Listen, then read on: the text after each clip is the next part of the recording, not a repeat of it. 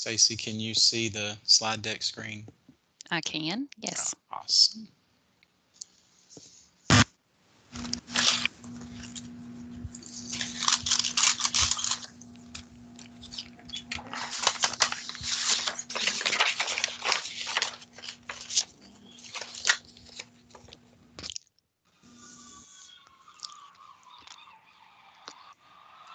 I've got 1 o'clock, so Stacy, if you want to go ahead and start the recording, we'll go ahead and get started, and we will admit people as they enter. So welcome to the Principal Advisory Council's second quarter meeting, December 8th, 2020, from 1 to 3 o'clock approximately today. Dr. Glass, are you on yet? So Dr. joining us, so we'll go ahead and move forward, and when he gets here, we'll come back to him on the agenda. So we do ask that during talk time, especially, I think Dr. Glass is going to have some conversations with you all, and then there'll be times during our meeting that we will be talking as a group. So when that happens, if it's possible for you to share your video, we would appreciate it. And then just a reminder to mute yourself unless you're speaking, so that we have as limited background noise as possible during our meeting for our purposes and for the recording purposes as well. This meeting is being recorded and will be posted to the KDE website for PrAC. So we're going to go ahead and do a roll call, and we'll ask that you just unmute. Again, show us your face if you can, so that we can build as much community in PrAC as possible. And we'll start with Michelle Curtis. If you're here, go ahead and unmute, introduce yourself, and tell us where you're from. Michelle Curtis, a principal at Perry Central High School in Hazard, Kentucky. Thank you, Michelle. Byron Darnell. Byron Darnell. Lester Diaz. What's going on, party people? Lester Diaz, Frederick Douglass High School, Lexington, Fayette County. Great to be here. Good to see you guys. Glad to have you with us, Lester. And if I act a little strange, everyone, it's because I'm presenting. So when you're presenting a slide deck, I can't see the video chats or the chat. So I'll just do my best with blind eyes here as we go through this. Melanie Irwin. Good afternoon. My name is Melanie Irwin. I'm principal at Bath County High School. And Melanie's in Owingsville, Kentucky, near Moorhead. All right, Tamala Howard. Tamala Howard. Jennifer Hutchison. Good afternoon. I'm Jennifer Hutchison. I'm from Lexington, Kentucky, and Fayette County Public Schools. All right, and Jennifer, you're still at Picadome Elementary? Yes, sir. Oh, awesome, awesome. Glad to have you with us. Brian Jacobs. Yes, sir. Brian Jacobs, principal over at Lafayette High School in Lexington, Kentucky. Glad to have you with us, Brian. Michael Kelly. Mike Kelly here. Good afternoon. Valley High School, Jefferson County. Hello. Good afternoon, Michael. We got you. Yeah, thank you. Robert King. Robert King, principal of College View, Hardin County Schools. Good afternoon, Robert. Thank you. Darla Payne. Good afternoon. It's Darla Payne, principal at Ackerman Middle School in Boone County, Kentucky. Awesome. Lisa Purdue. Yes, Lisa Purdue, principal at Cumberland County Elementary School in Burkesville. Kim Rice. Kim Rice. All right, Kim's at the Academy at Shawnee. So Toya Roby. Hi all, this is Toya Roby. I am principal at Kentucky School for the Deaf. Glad to have you with us, Toya. Kevin Cook. Hello, I'm Kevin Cook. I'm the principal at Pulaski County Area Technology Center. Glad to be with you. Peggy Sinclair Morris. Hi there, I'm Peggy Sinclair Morris, and I'm the principal at the Kentucky School for the Blind. Shervita West Jordan. Hello, I'm Shavita West Jordan, principal, Brandeis Elementary School, Jefferson County Public Schools. Glad to have you with us, Shervita. So anyone that came in after I did roll call that did not get to participate, that is on now? Hey, Paul. Byron Darnell, principal, Franklin Simpson High School. Glad to have you with us, Byron. Anyone else that came on after roll call that's here? Anyone else? Last call for roll call. All righty. Thank you very much. So, Dr. Glass. I am. Thank you. Awesome. Dr. Glass, we'll come back. Go ahead and turn it over to you. And I know that you asked for a little extra time, so I did email you back. So you've got all the time in the world. We're here to serve you and do whatever you want to do to make this meeting as productive for you as possible. So I'll turn it over to you.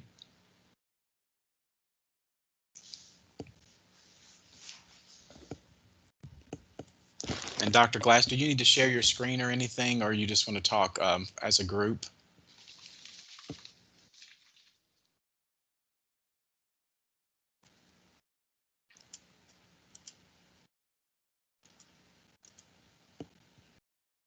Did we lose him?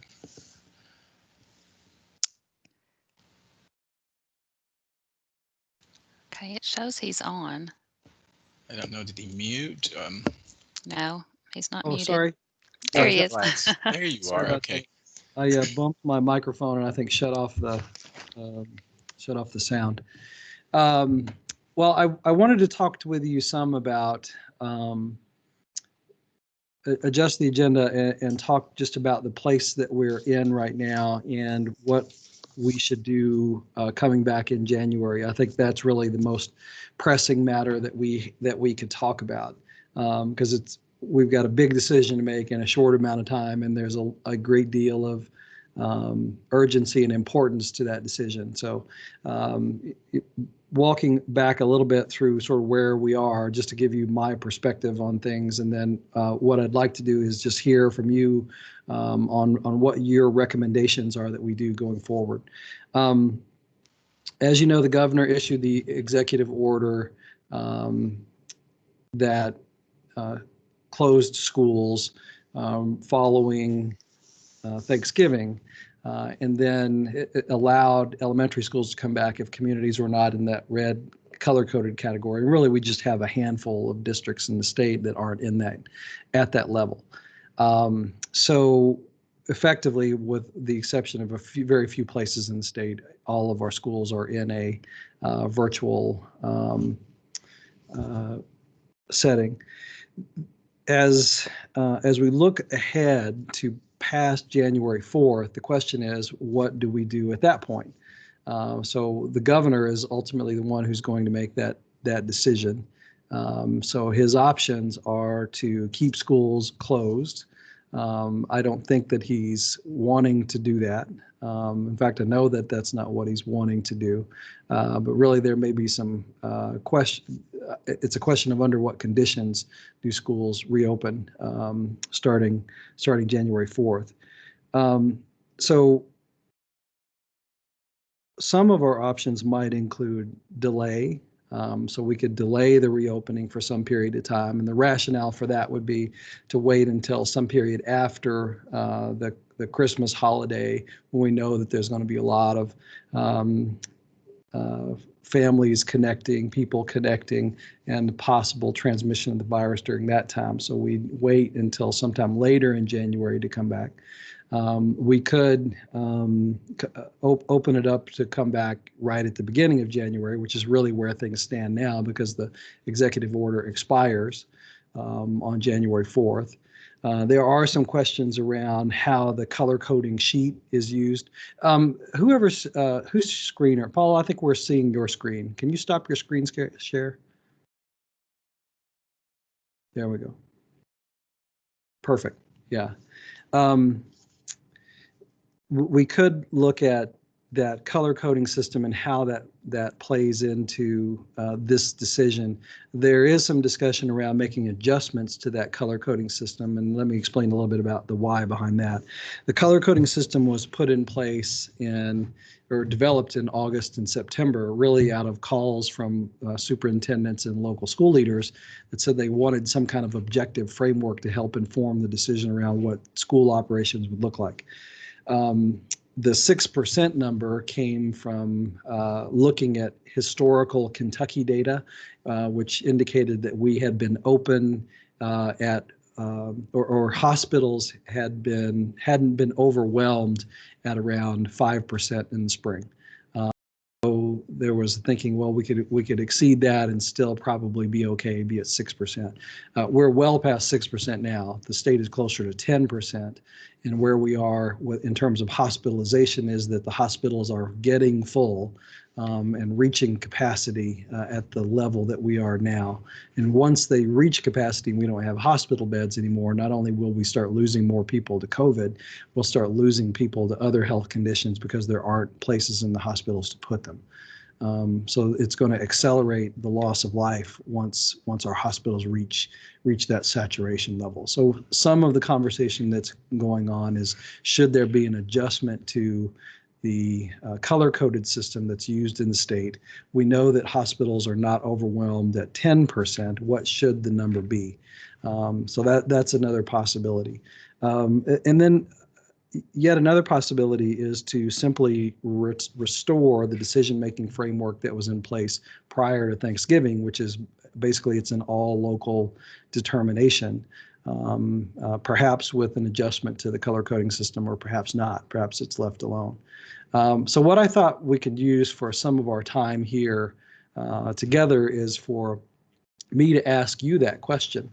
If you were going to advise the governor or make a recommendation to the governor on what he should do, what should that recommendation be?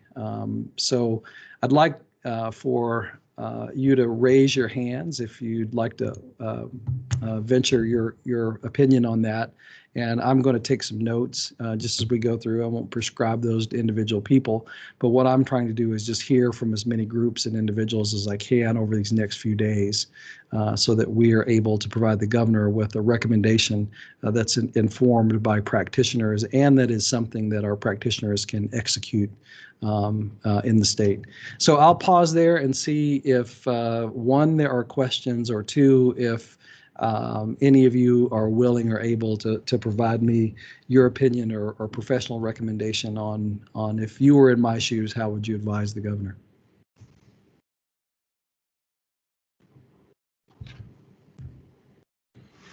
Darla raised her hand, Darla Payne.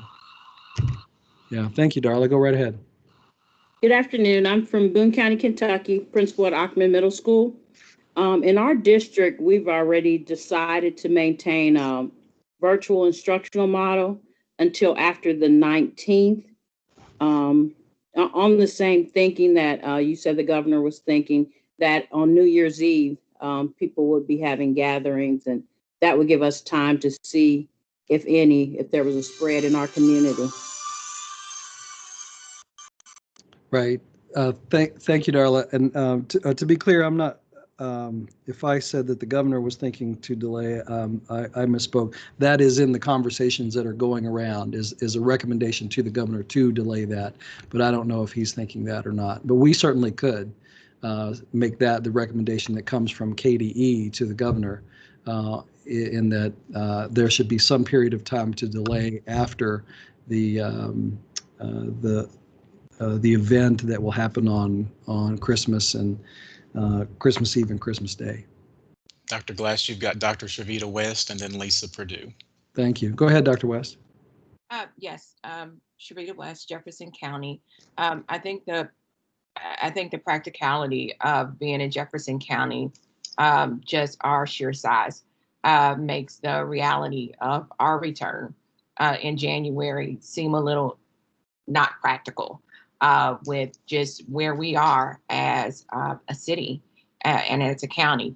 And so I think realistically an early spring date seems to be more realistic as a recommendation, from my opinion.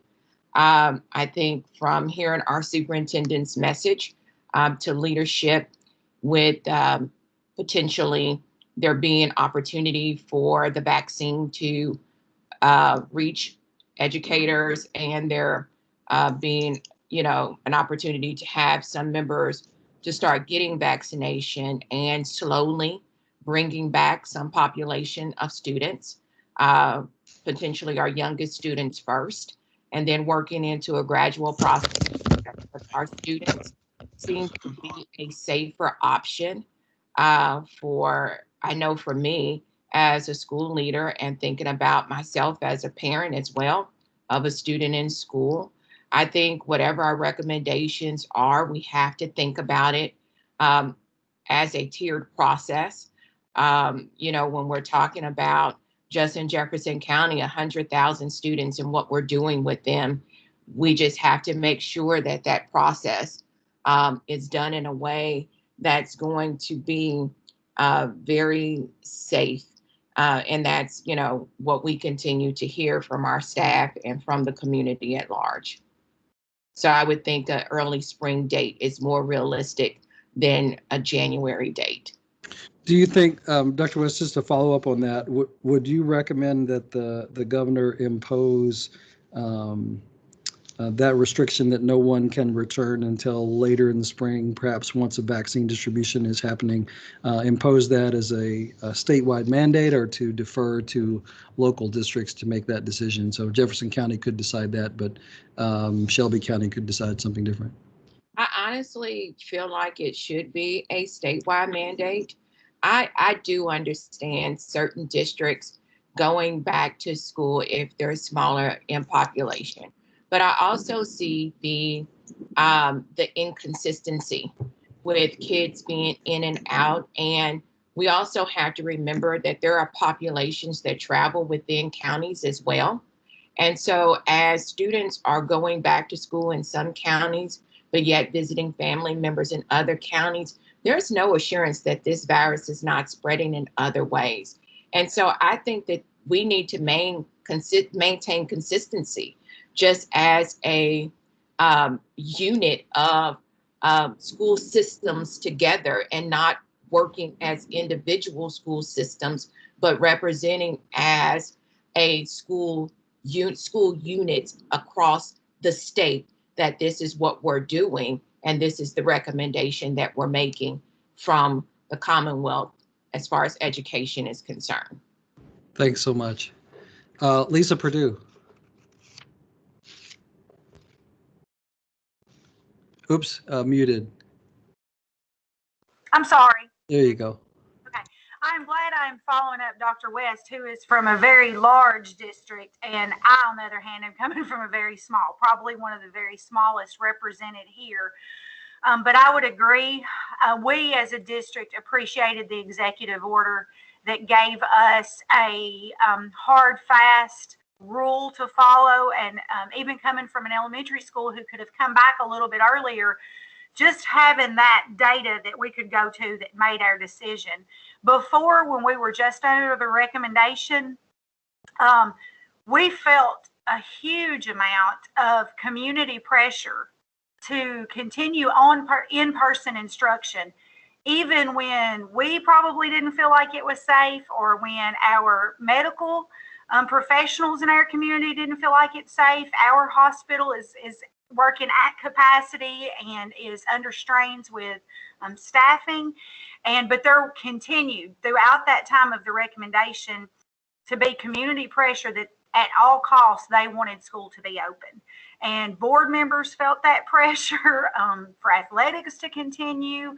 So it was a hard situation. So we have appreciated that executive order that said, this is what's got to happen. And I think that's a good thing for Kentucky schools and students. So I would appreciate, until we get in a better shape with this virus statewide, where we're at these critical numbers, I think it's important that we have that absolute rule, that absolute guideline that we go by that says, no matter how many people, want their kid to be in school, and we understand the pressure, and we're working very hard to make virtual as good as it can and give access to all of our kids, and we understand all those limitations, but I appreciate that executive order.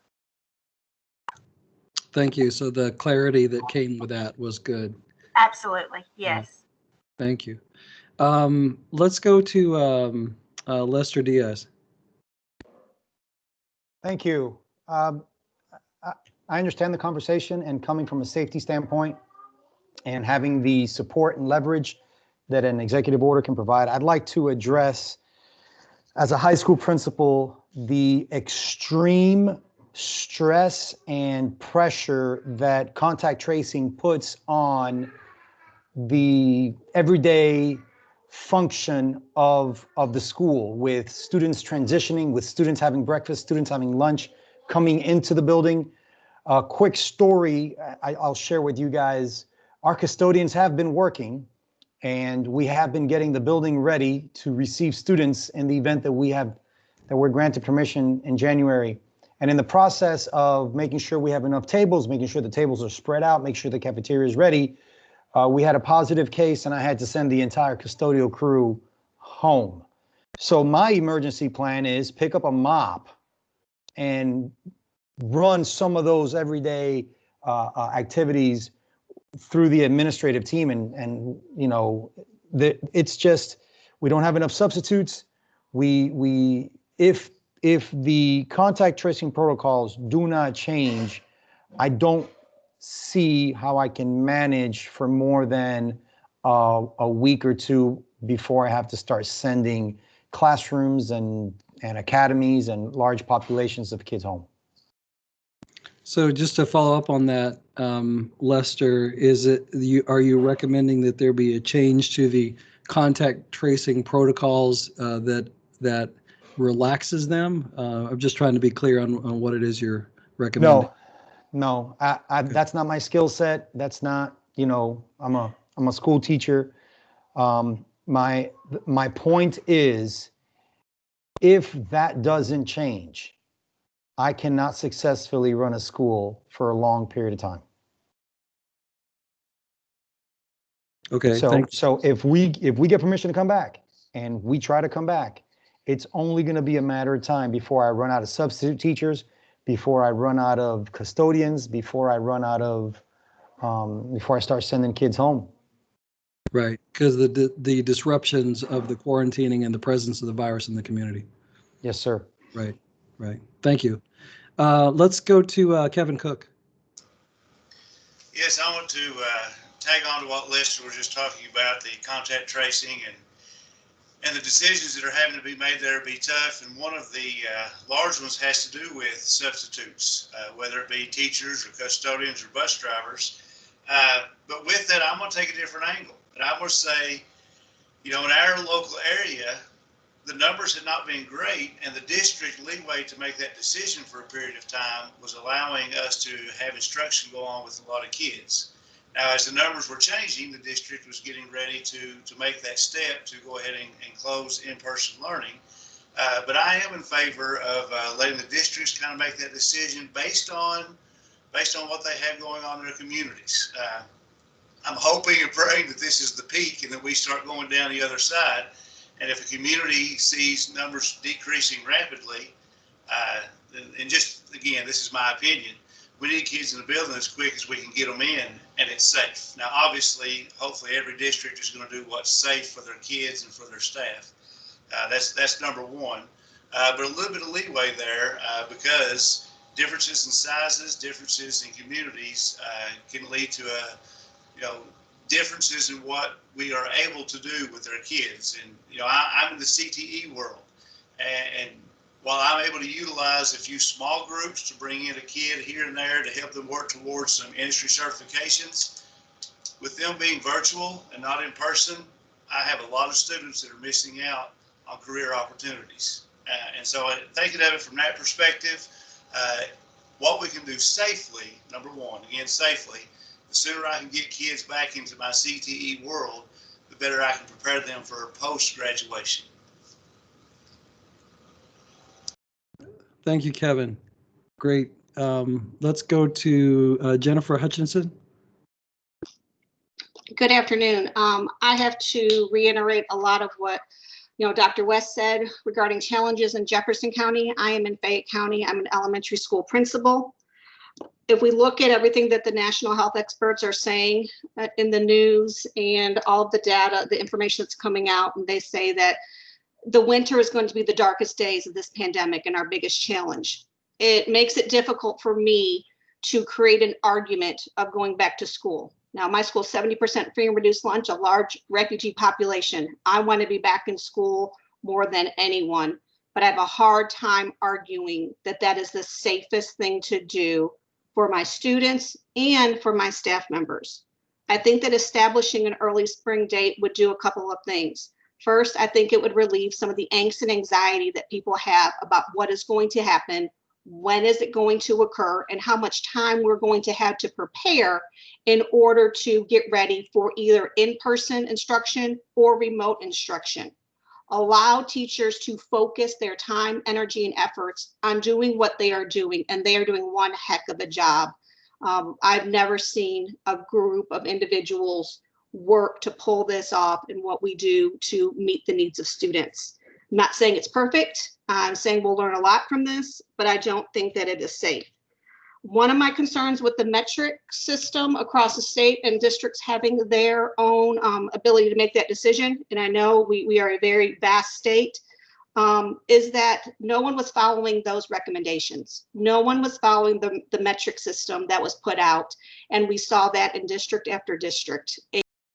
I think as a state that looks bad. I think that looks that's not. We were given local control with a set of recommendations, and those recommendations in a lot of places were not being followed. I do think if we remain in distance learning, that I would strongly urge KDE to take a look and reevaluate the targeted services document and to put some more parameters or recommendations around that document, as that was being used sometimes and in the right way, but also sometimes using the ability to skirt being in red, or teachers being extremely uncomfortable in some of the plans that were being established with the targeted services document. So I would strongly recommend that the state take a look at that document and see if there are stronger guidelines or recommendations that can go along from that. Thank you, Jennifer. Just to follow up, and it sounded like you were suggesting that this point in the spring later on, that's a hard requirement. The districts don't open till then, and that if there are the color-coded metrics that were put in place, those are also not discretionary to districts. Whatever color you are directs what the model is. And then the last point you made was around putting some more detail to the targeted services document to make it more clear what's allowable and not allowable. Did I capture what you said? Yes, sir. And I think that if we do go through and adjust the metric of when districts and we allow more local control, then if we adjust that and provide some more leeway and say we're not going to be read until a different point, then I think we really do have to make a commitment as districts across the state to stick with that, especially if those guidelines are expanded. And I'm not quite sure of all the politics behind that and how to do that, but I think that if that metric is adjusted, then we have to make that commitment as educators. Thank you.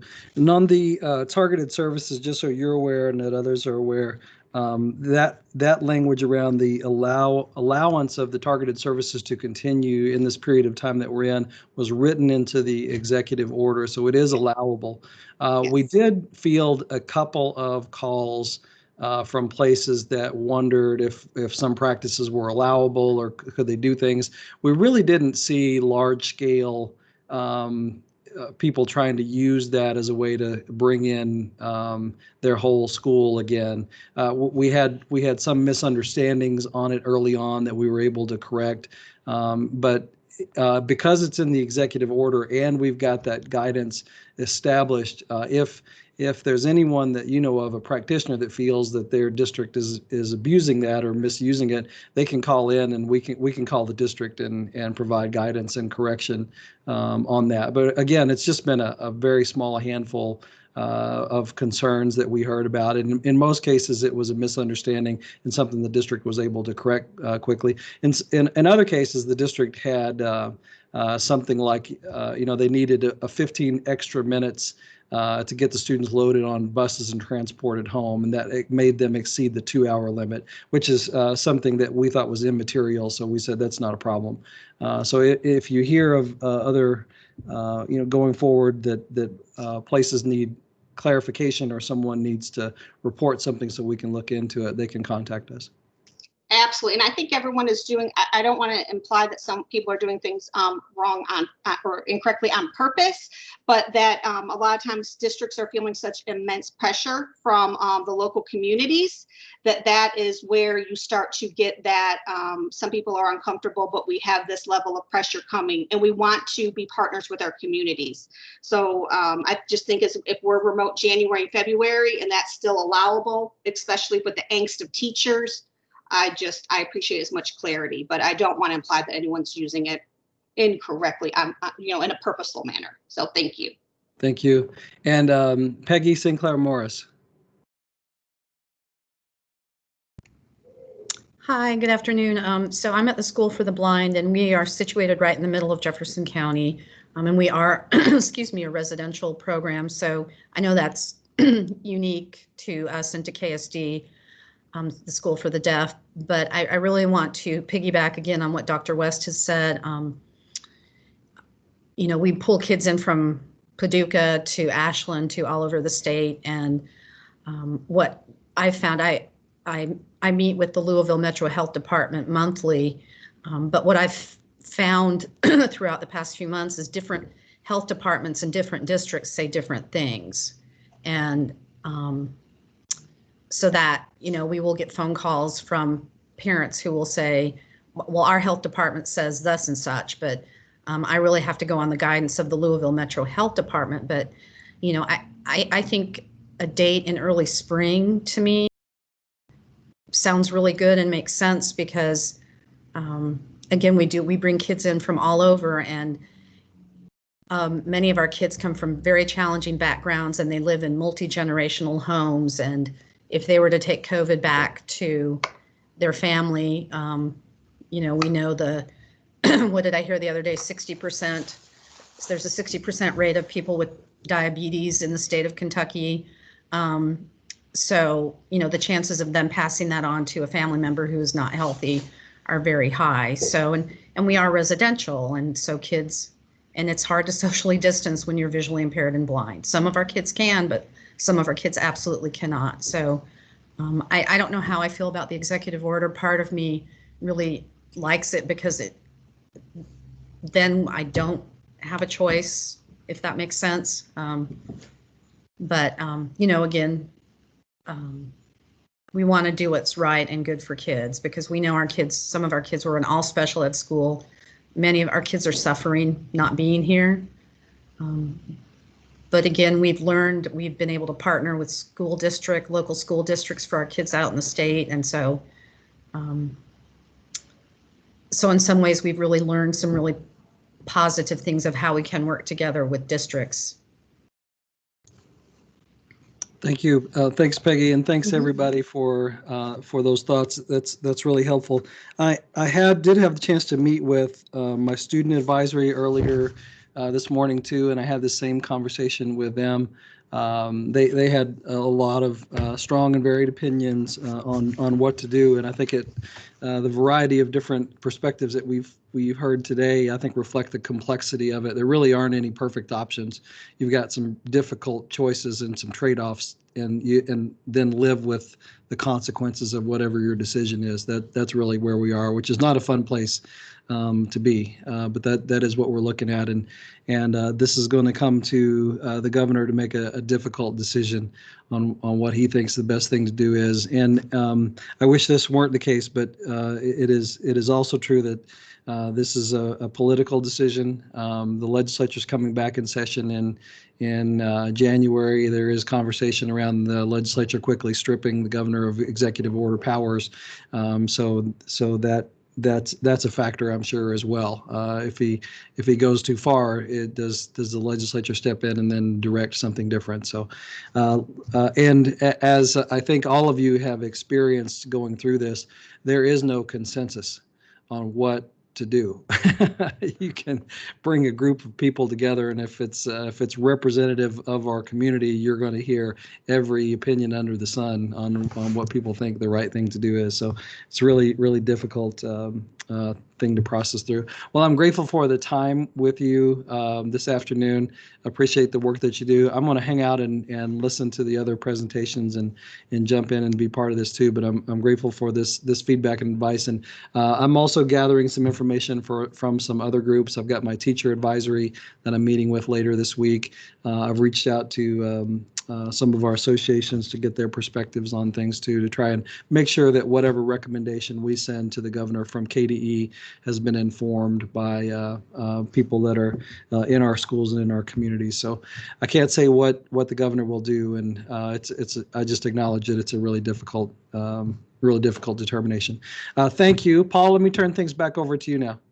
Dr. Glass, do you care if I give a perspective also? That'd be great. Thanks, Paul. Because I do work with, lots of principals and districts. And so this is a constant conversation. But I'm just wondering, and I'll start off by saying all kids need to be in the building learning. We all know that. And some need it for education, others need it for food, and some need it for safety.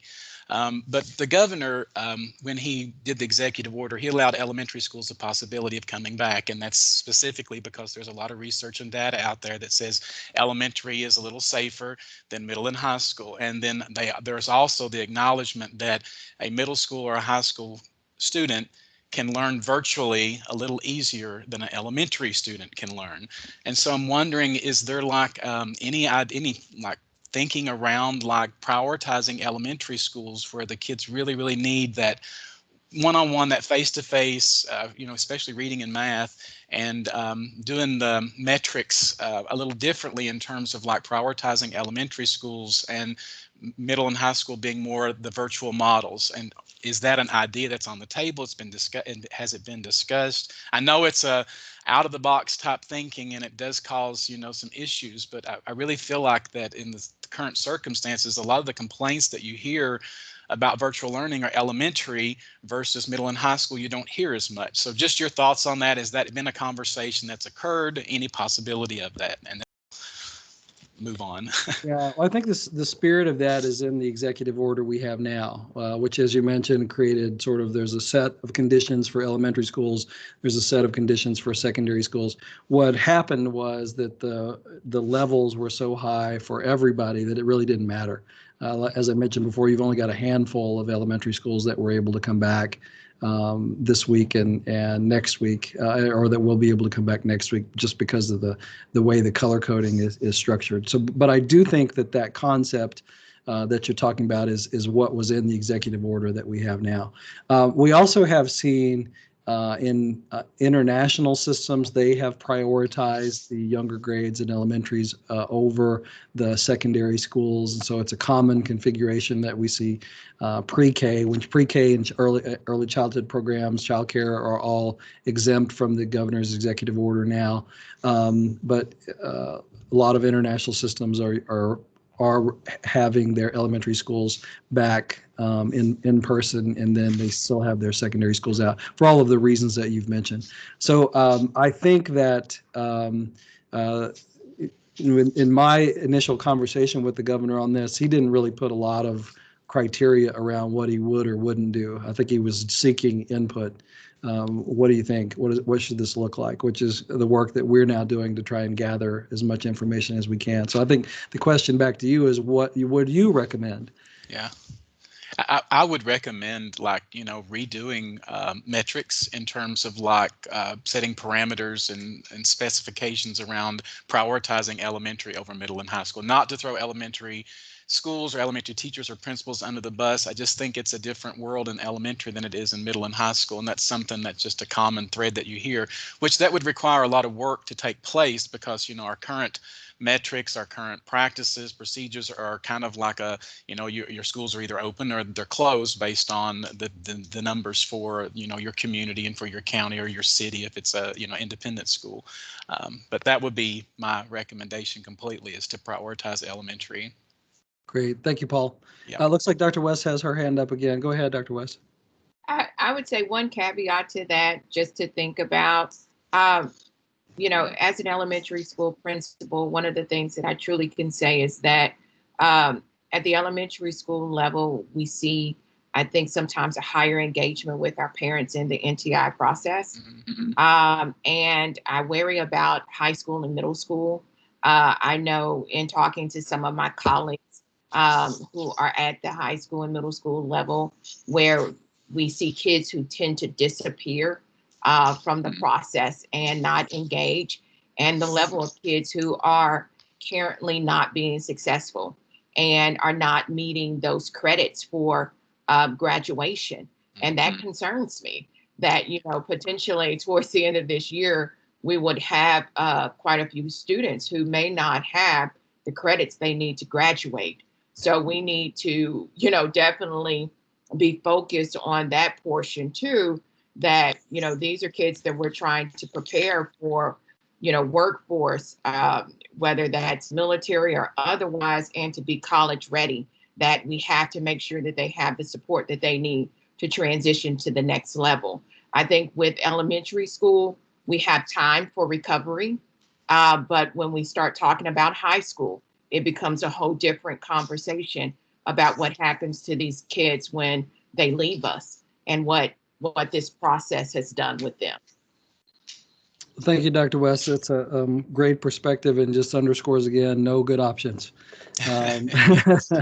for us going forward. Well, thanks again, everybody. I appreciate all the feedback, and I'm sorry to wreck the agenda just a little bit, but I'll turn things back over to Paul and let you move through the other items. Thanks again. Thank you, Dr. Glass, and we appreciate the timeliness of the topic that you brought to us. I know that's definitely something that's a burning issue for all of us right now at the point we're in this school year. So hopefully you can see the screen that I'm sharing. We're on item 2 now, approval of minutes. So if I could have a motion, Stacy will drop the link to the minutes from our last quarter meeting on October 8th in the chat if you've not had an opportunity to do that. But we do need a motion and a second to go ahead and approve those minutes from our last PrAC. I make a motion to approve the minutes. Lisa Purdue. Okay, motion by Lisa Purdue. Is there a second? I make it Michelle Curtis. Michelle Curtis with a second. If you have disagreement, please let us know. Otherwise, if you'll note in the chat that you do accept those minutes from our last quarter meeting, and then we'll move on.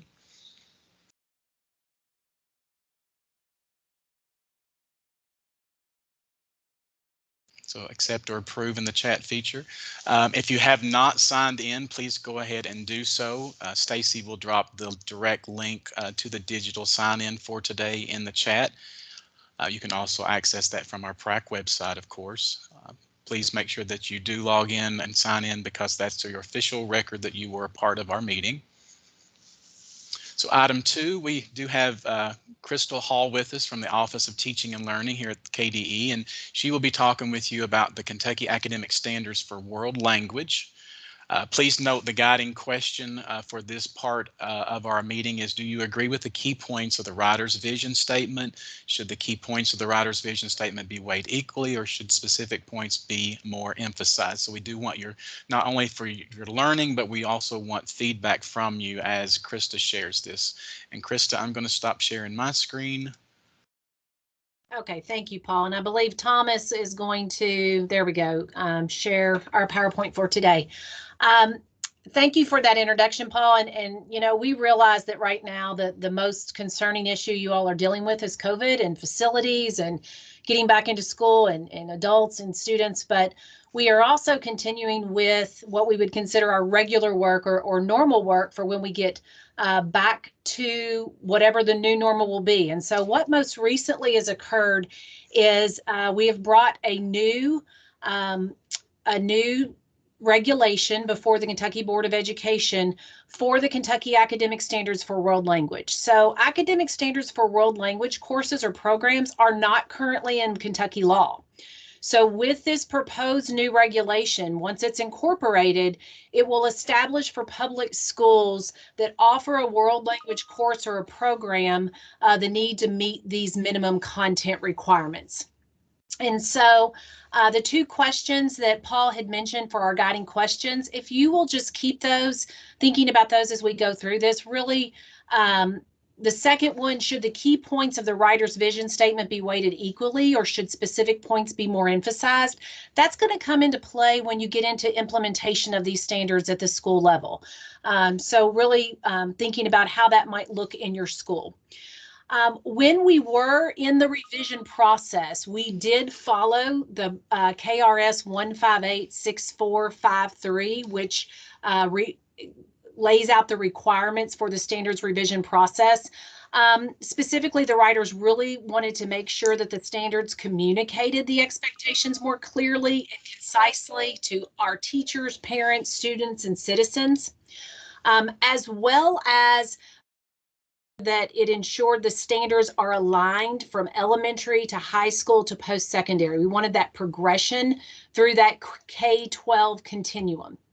And so, Thomas, I think you can, head on to that next slide. So those were the 6 components that are required of all of our standards revision. And then the last thing I want to share with you about the process is what we call our game board. And you can see there are many details here that are prescribed in that statute. And we are on that last column. I think we're at the second box to the bottom. So we're quite ecstatic. This has been a year-long process for just the world language standards. And we've made it quite far. So at this point, I want to have my colleague Thomas Klaus and Aaron Chavez really give you a little more details around the standards themselves. Thank you, everyone. So as Krista mentioned, this process started last fall, and then with a survey on the kind of previous guiding document, and then from January on, our teacher writers have come in and really developed the draft of the Kentucky Academic Standards for World Language. A little bit about the foundation for the document. So as the teacher writers came in, they laid their foundation for kind of what they wanted this document to be. And we'll come back to this in a little bit, but some of the big things to note is that they really wanted to ensure that students were having an opportunity to use language, but also cultural knowledge. So they really wanted to ensure that as students are learning a language, they're also learning about the people, places, and practices of a given culture. And really, they wanted to push the focus of language learning. They wanted to push culture to the focus of language learning and really get to that nuance of language. So really understanding that, the Spanish that is spoken in Spain is going to be a little different than the Spanish spoken in the Dominican Republic.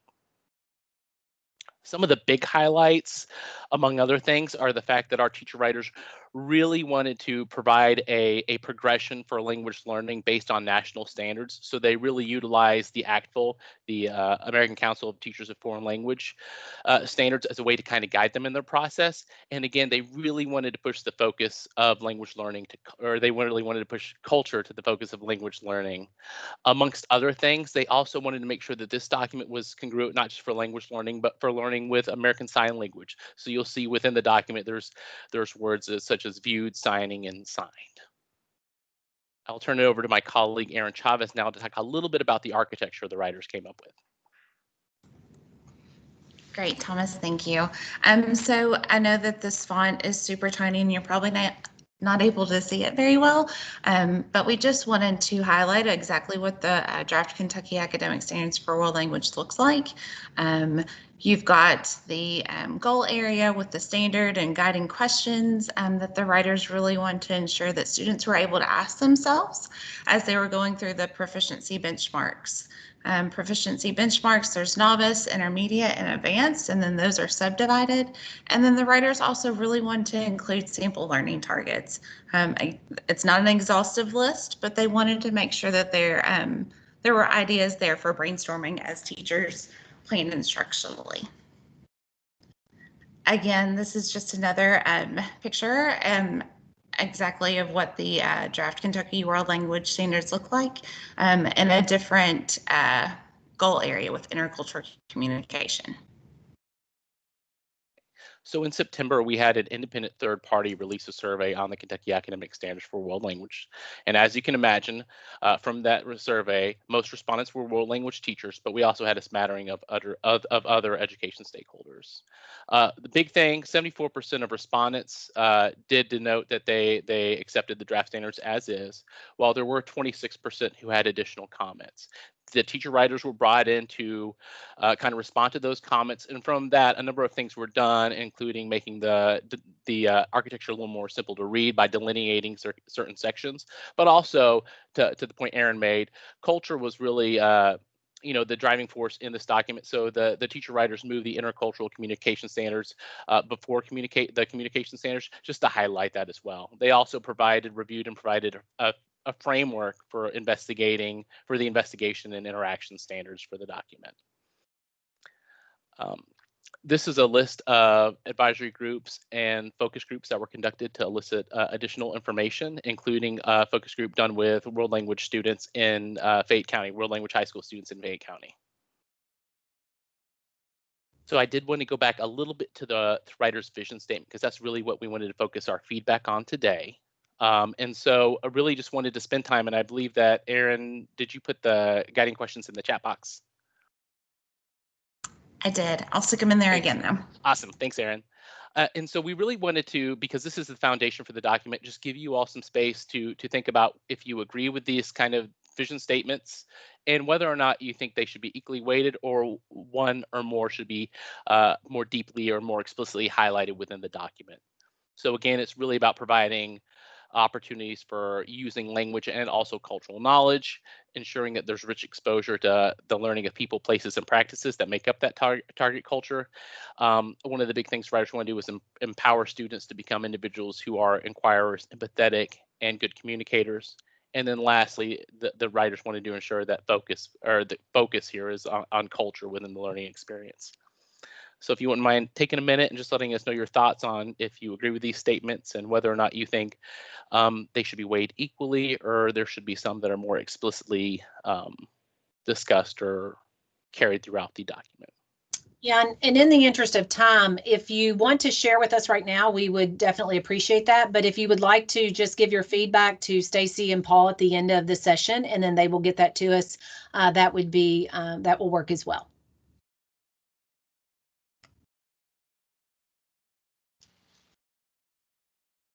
Okay.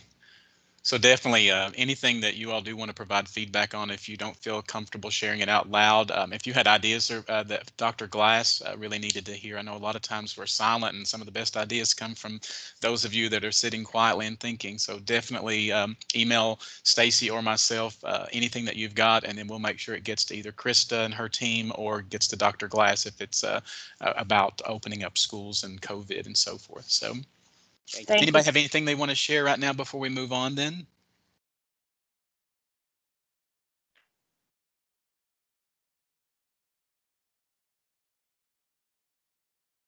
Okay. So again, you do have the option to email us and let us know. Jennifer, you have your hand up, I think. Jennifer Hutchison. I do, and I apologize if I missed this point earlier. Are these K through 12 standards? I would love for them to be. My challenge at an elementary school, and I can only imagine for some of the smaller districts, is a funding issue. I used to have a Japanese program at my school, and once that grant ran out, we were able to fund it for a few years after that, but then eventually we were unable to do so. So if it is a K-12 standards that are going into place, what type of funding will follow this to allow us to put in a quality program?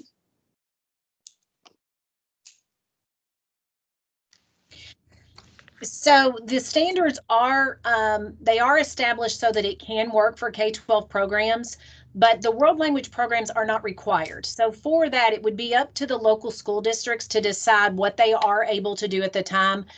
You can imagine right now there isn't any additional funding that's coming with this, but it works so that if you are able to develop a program in your school, this will provide the requirements for teachers to follow.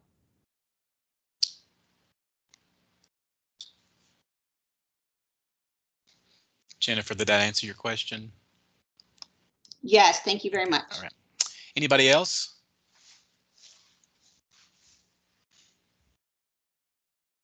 Okay, didn't note in the chat that you could not access the October 8th minutes because the KDE website is down. So I did put the direct link from the PrAC website so that you can access those if you need those. Those are in the chat now. Alrighty, let's continue then. So next on the agenda, item 4 is our accountability changes. So we do have Jennifer Stafford and Jenny Larkins from the Office of Assessment and Accountability, the Division of Assessment and Accountability Support, and they'll be sharing with you some updates on the accountability changes. And the guiding question that we want you to think of the presentation through is, what feedback might you provide regarding changes to accountability as this topic goes before the Kentucky Board of Education? So we want to make sure that the PrAC members do provide their feedback on these proposed changes. And with that being said, Jenny and Jennifer, I'm going to turn it over to you all. I'll stop sharing. Thank you, Paul, and good afternoon, everyone. I'm Jennifer Stafford. I'm the Director in the Division of Assessment and Accountability Support. And I appreciate all the conversation about returning to school and all the various situations and viewpoints. And it reminds me the fact that when you talk about accountability, that if you have 3 people in a room, that you come out with 4 opinions. So there's a lot of various perspectives on assessment and accountability as well. So as Paul mentioned, we do have a number of questions for you today. And I'm sharing my screen now. Can you see it?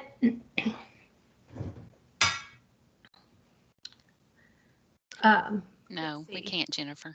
You can't? Okay, thank you for letting me know. How about now? Yes. Great, thank you. So Jenny Larkins is here with me as well. She's a consultant in our division, and Helen Jones is also with me today. She is the program manager in our division in the Office of Assessment and Accountability. And we want to know your thoughts, reactions, and opinions of the proposed changes into the accountability set. Senate Bill 158 in the 2020 General Assembly made significant changes to the overall accountability system. It is linked here for you if you want to go to that piece of legislation. We can share this presentation with you. There are multiple changes to the accountability system. The changes that the accountability system is based on a combination of academic and school quality measures. The U.S. Department of Education provides some guidelines in creation of an accountability system, and states can fill in where the federal government stops. So with Senate Bill 158, it filled a lot of the details in on the state's accountability system as we are developing it for the state of Kentucky. Those measures, the state calls indicators, and Senate Bill 158 included an exclusive list of indicators. Previously, it had, in previous pieces of legislation, it wasn't as prescriptive as it is now. So that was one significant change of the piece of legislation. The other thing that it did is it brought into the system this notion of status and change. Now, in previous accountability systems, we've always done status, and status is that current year performance of the school. But the notion of change is a bit different. And change is on the indicators in the comparison of the school performance from the current year to the previous year. So that could be on any of the indicators, and it's combined in the status and change for each indicator. We're going to go into a little bit more about that. But then each of the indicators that reflect status and change are then brought together into an overall accountability. So it's an overall performance. So you have indicator performance, and then you have overall performance that's brought together.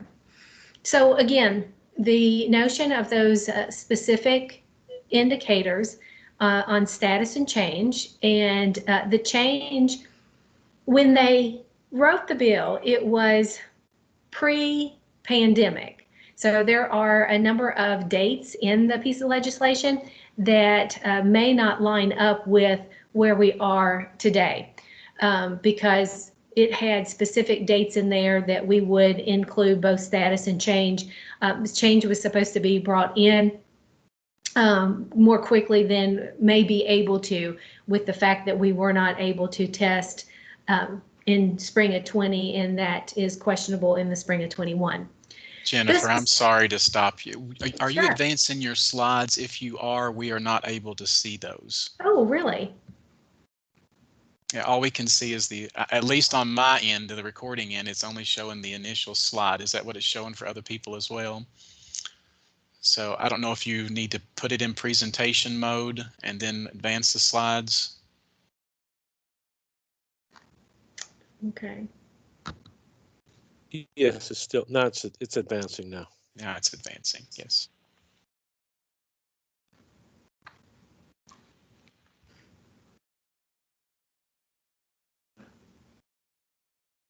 All right. Thank you, Paul, for stopping. Yeah.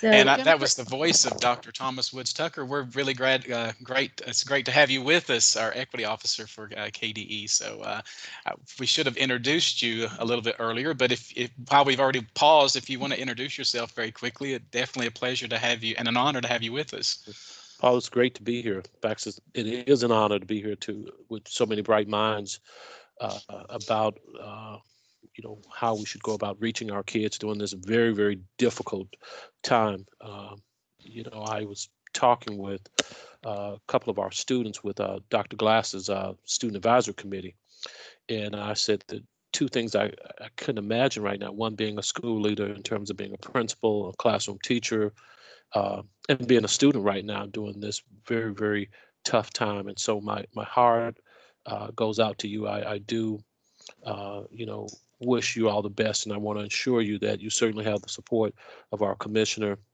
the State Board of Education, as we go about making decisions that are best for our students, staff, and of course best for you in our community here in the Commonwealth. So thank you for your dedication and your hard work as we prepare to have a balance of great academic challenges for our students as we look at these standards and indicators, but also keeping in mind the social emotional health of our students, staff, and administrators, because we really endeavor to look at teaching and learning and standards through a lens of equity and through a lens of social and emotional learning. So again, thanks for what you all do. Paul, thanks for the opportunity to be a part of this meeting.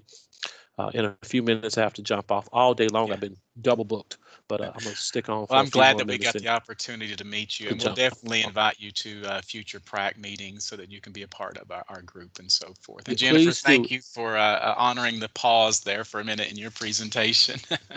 Absolutely.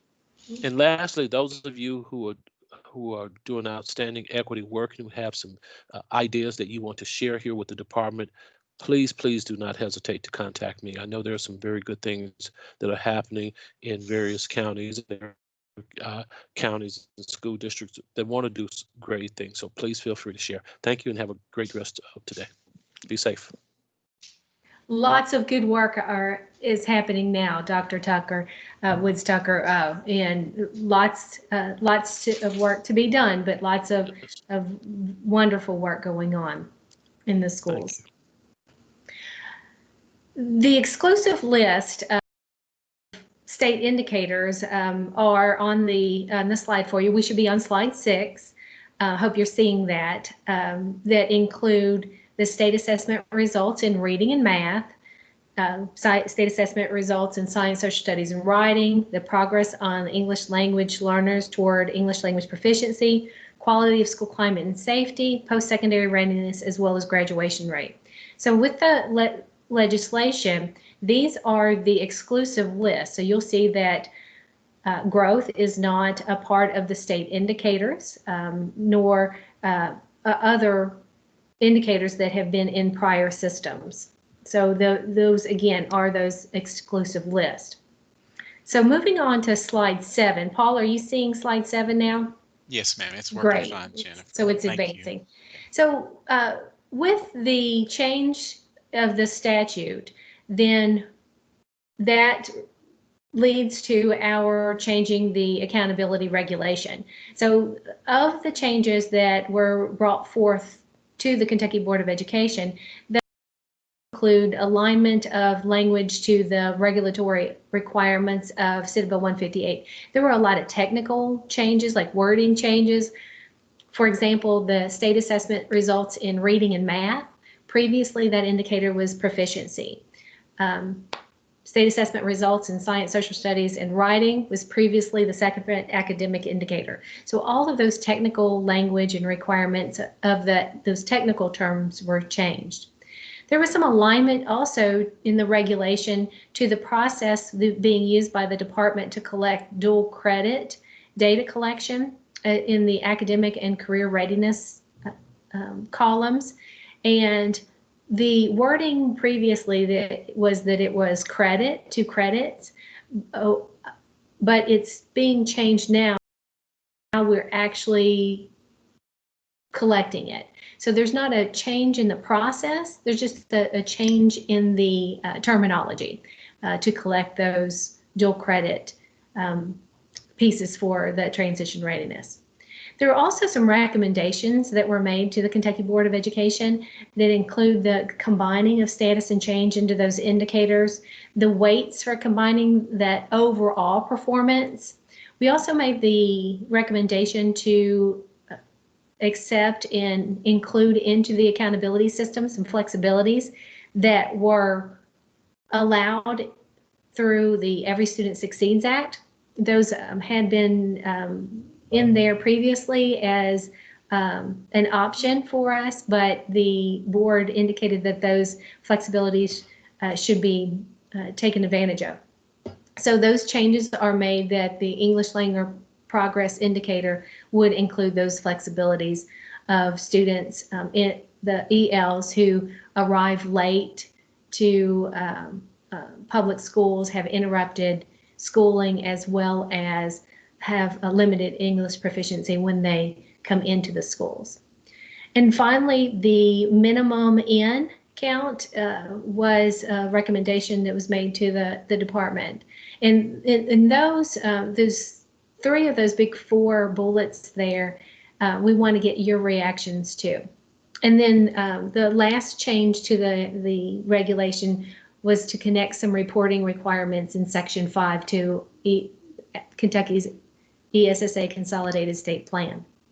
So let's talk about the recommended and an alternative 5x5 colored table.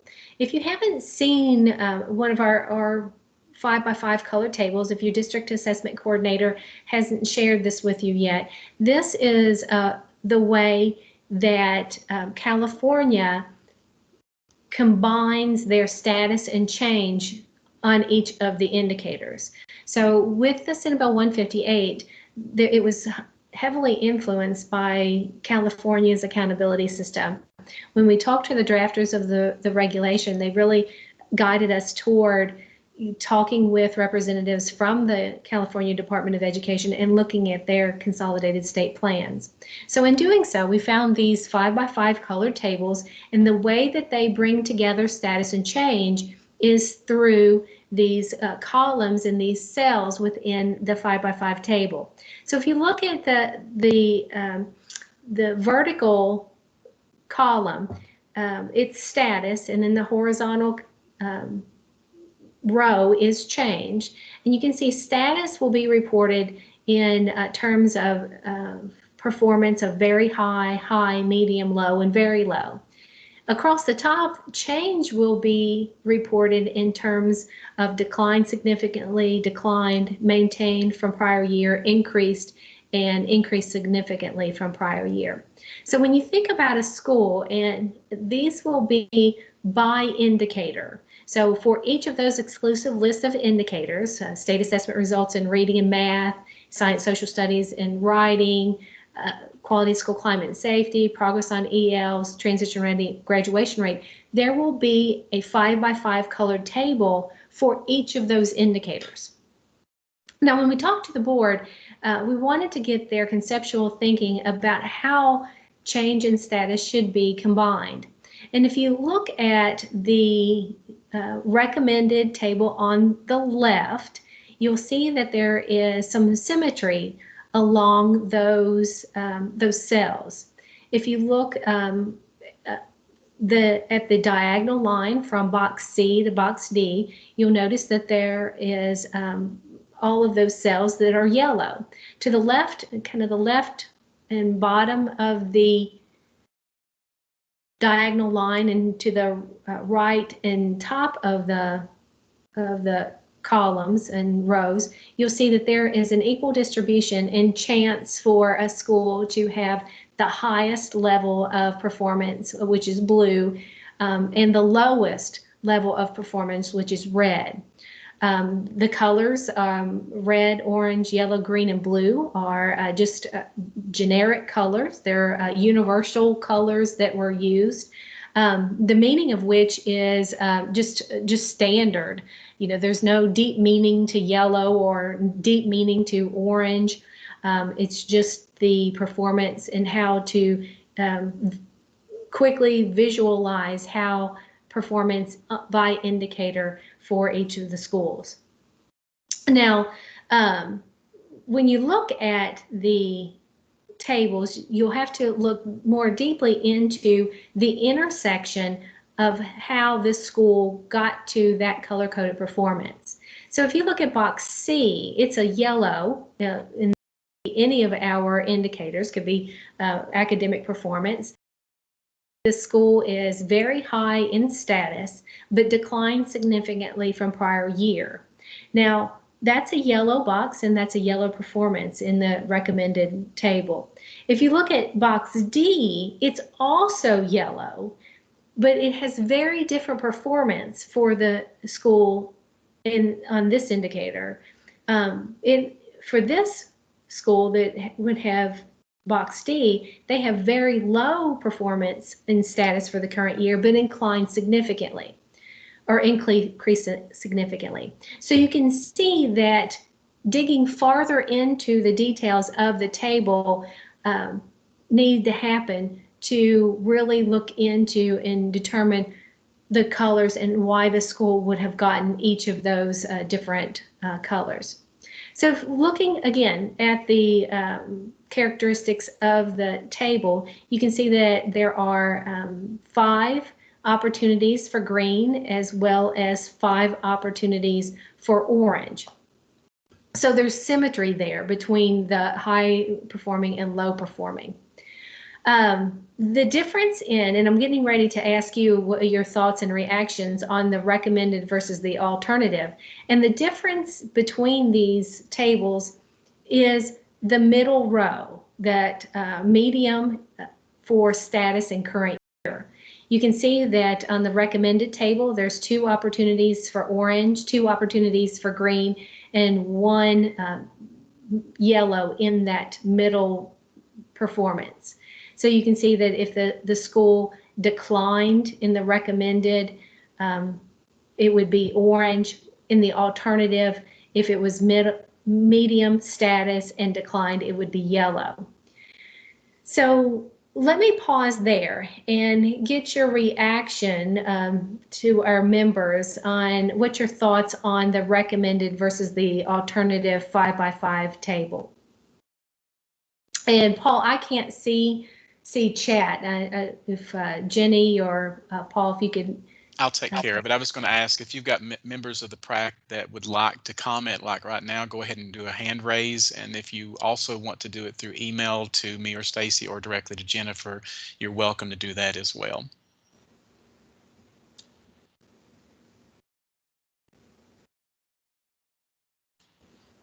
Anyone have any comments currently?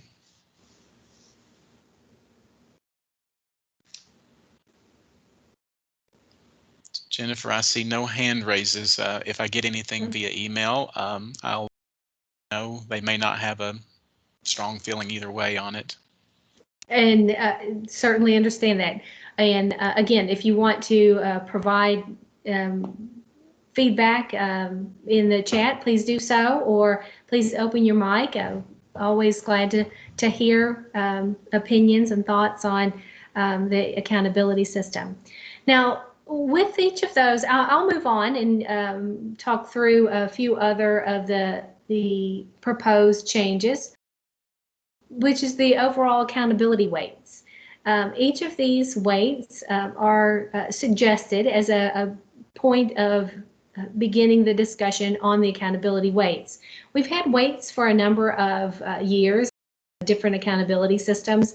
You can see that this is a bit different in the weights that are proposed in the fact that the elementary and middle school weights are different. Previous accountability systems have had one weight for elementary and the same weight for middle schools, and different weights for high schools. The Kentucky Board of Education gave some guiding thoughts on the weights, and one of those was to separate and make differences between the elementary school and the middle school weights for each of the indicators. Specifically, for reading and math, and you'll notice that elementary schools, the proposed weights is a little bit different for reading than it is for middle school. So reading and math is at 51%, middle schools is at 46%. The board also indicated that they would like a little bit more equalization of weights on the science, social studies, and writing toward the reading and math, because they value very much the content areas of science, social studies, and writing. You'll notice also at the high school level, there are different weights between the reading, the math, as well as science, social studies, and writing. You'll also notice that the post-secondary readiness for our high school principals on the PrAC committee, you'll notice that post-secondary readiness is suggested at 20. It was previously 30. We've gotten a bit of feedback from other advisory groups that is a little bit lower than they had expected, and was hoping to hear reactions from the members on these proposed overall weights and any opinions on these weights. So same process as before. If you have something you'd like to share, comment on at this point, do a hand raise. If not, then you can also share via email.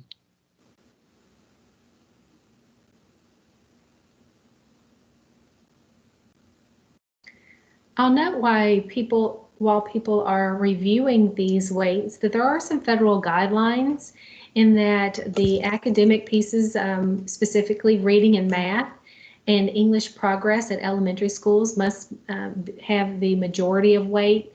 And at high school, the federal law requires that reading and math and graduation rate and also our English learner progress must have the majority of weight. So that is a little bit of guidance that is provided by the U.S. Department of Education through ESSA. So the state has some flexibility on the weights in here. So let me go on to the proposed overall designation. In the prior accountability system, we've had several designations. We've had descriptive terms. We've also most recently had stars.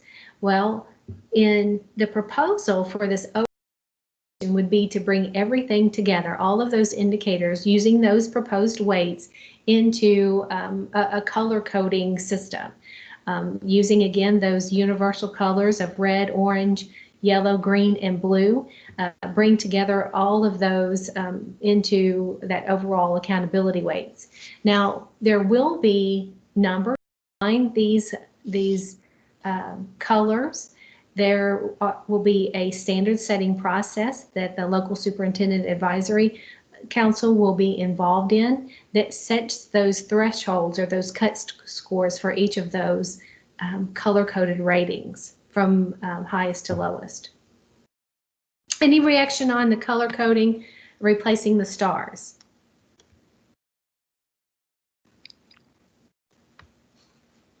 Jennifer, so am I clear that the stars will still be used for certain things and then the color coding in the end, or no stars whatsoever, everything color coded? Everything color coded. So the proposal is that the colors replace the stars. And you recall then prior accountability systems, we've had descriptive words like distinguished or proficient or needs improvement. And so we're going to more of a color-coded system. Anybody's reactions to no stars and now colors?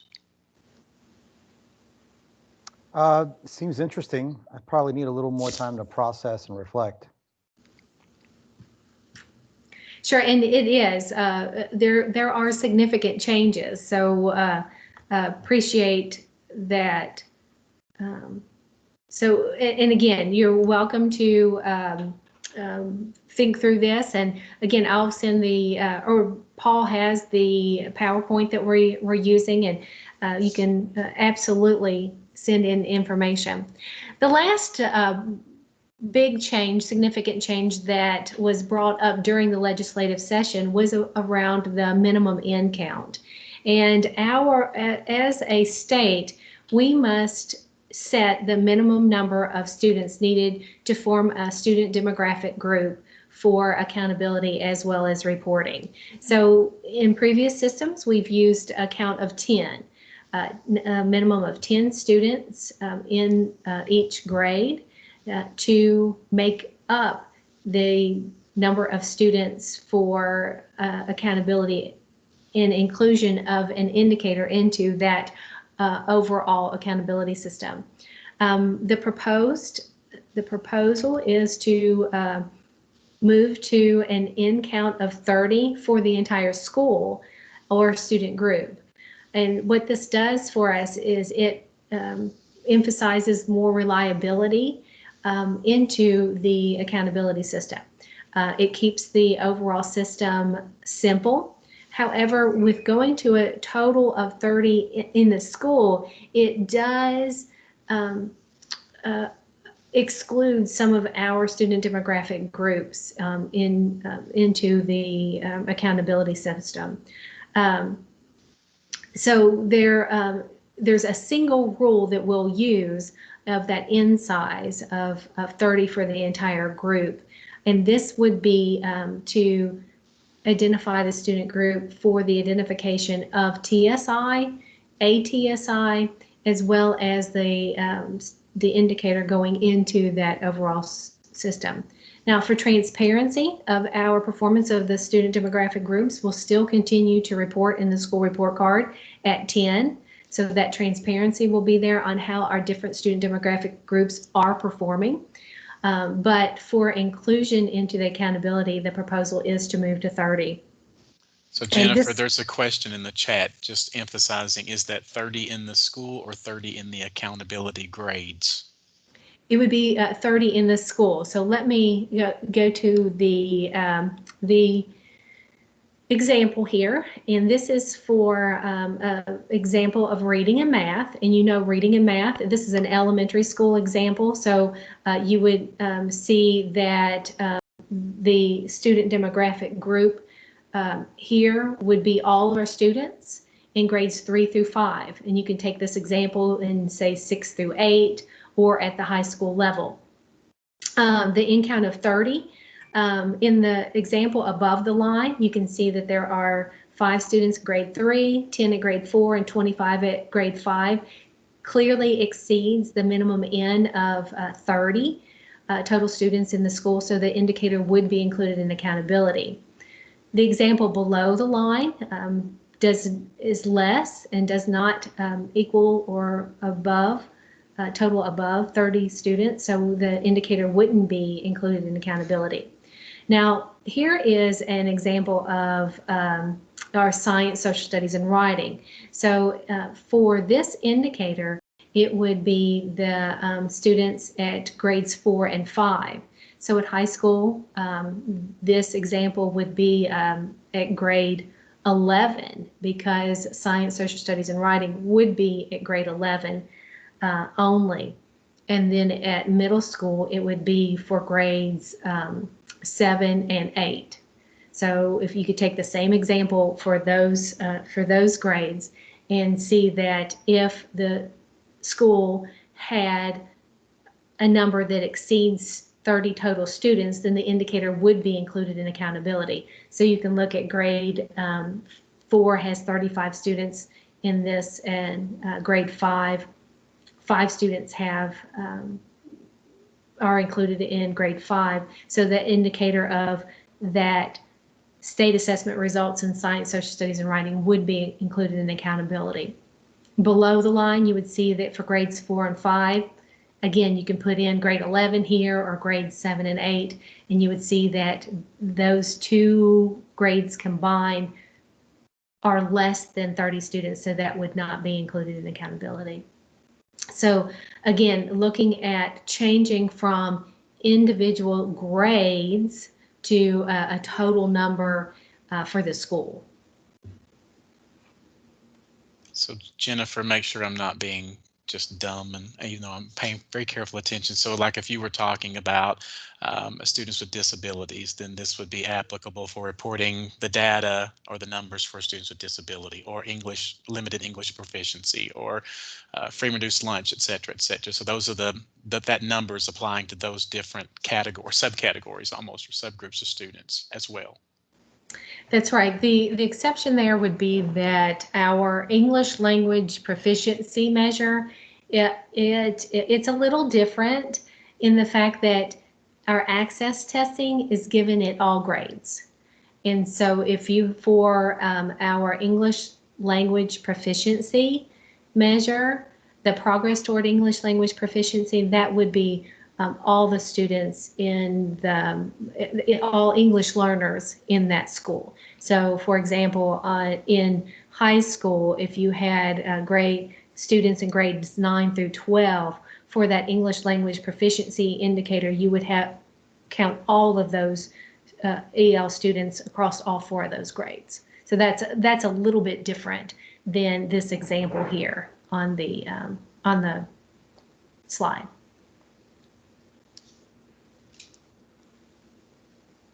But for the identification of our student demographic groups for ATSI and TSI, it would be the number of students in those populations.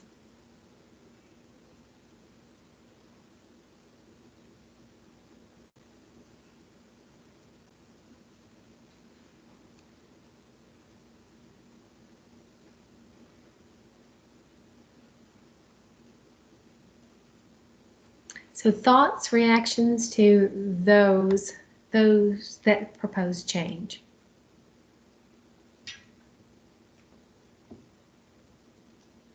Just to clarify, would it be 30 students of a subgroup in grades 3 through 5, or would it be 30 students in an elementary school K through 5? For K5, it would be your 3, 4, and 5. Those are your tested grades. Thank you. Those are your tested grades. So it would have to be 30 for those students in that in those. How are you doing? How are you doing enough? How are you doing? How are you doing? I'll take care of it. Jennifer, I'm working on that. Adopted. Okay, any other questions?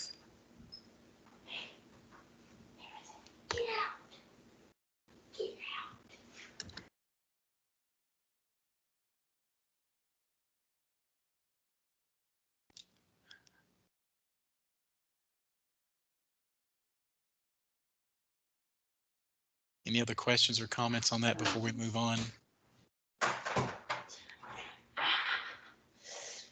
And if this is a lot of information, I appreciate your time here. And if you have any other comments after you return and think through it, please reach out to Paul, reach out to myself or Jenny at any time.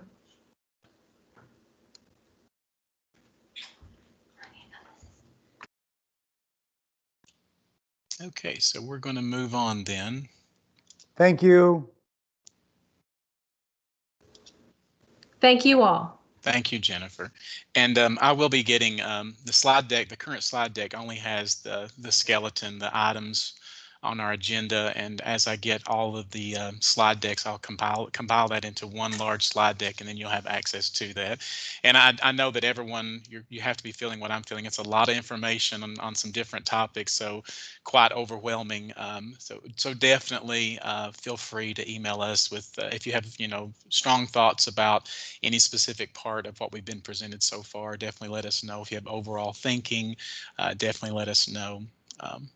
And then we're going to move on.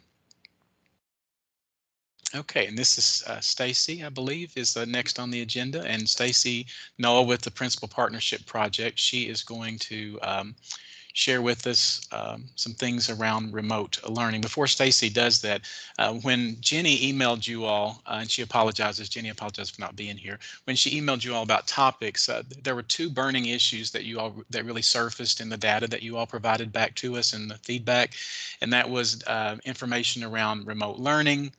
And also information about student support and staff support and resources for social emotional learning and recovery. And we do have Damian Sweeney from the Office of Teaching and Learning. We did not put it on this agenda. We will get it on the next agenda because our agenda, quite frankly, was pretty full. And Damian was also not available for this meeting. But we do want you to know that we are addressing the two things that really surfaced during that data. So we appreciate that. And Damian will be with us on our next PrAC. And so Stacy, I'm going to go ahead and let you start on item 5 on the agenda, the remote instruction resources. Okay, so Paul, I wanted to confirm, can you see my screen? Is it full screen? It is. And you can hear me? All is well. All Yes, right, ma'am. thank you very much. Okay, so I do know that Jenny solicited input from the group about, and this was a topic of interest, so I am especially glad to be here today to share. Recognizing that the remote learning setting is unique, a number of different resources have been developed to support effective remote teaching. Today, I'm going to share with you one such resource that's been developed by the Danielson Group. And as we review the resource, a focus on structure and application will be addressed. Please keep the guiding question in the forefront as we progress. How might schools use supplemental resources to maximize the effectiveness of remote teaching? The Danielson Framework for Remote Teaching resource has been added to the Certified Evaluation Planning page on KDE's website. It can certainly be used to allow educators greater clarity regarding the framework for teaching in a remote setting. For instance, we are all clear on what 3C, engaging students in learning, should look like in a normal in-person teaching environment. But what should 3C look like in a remote setting?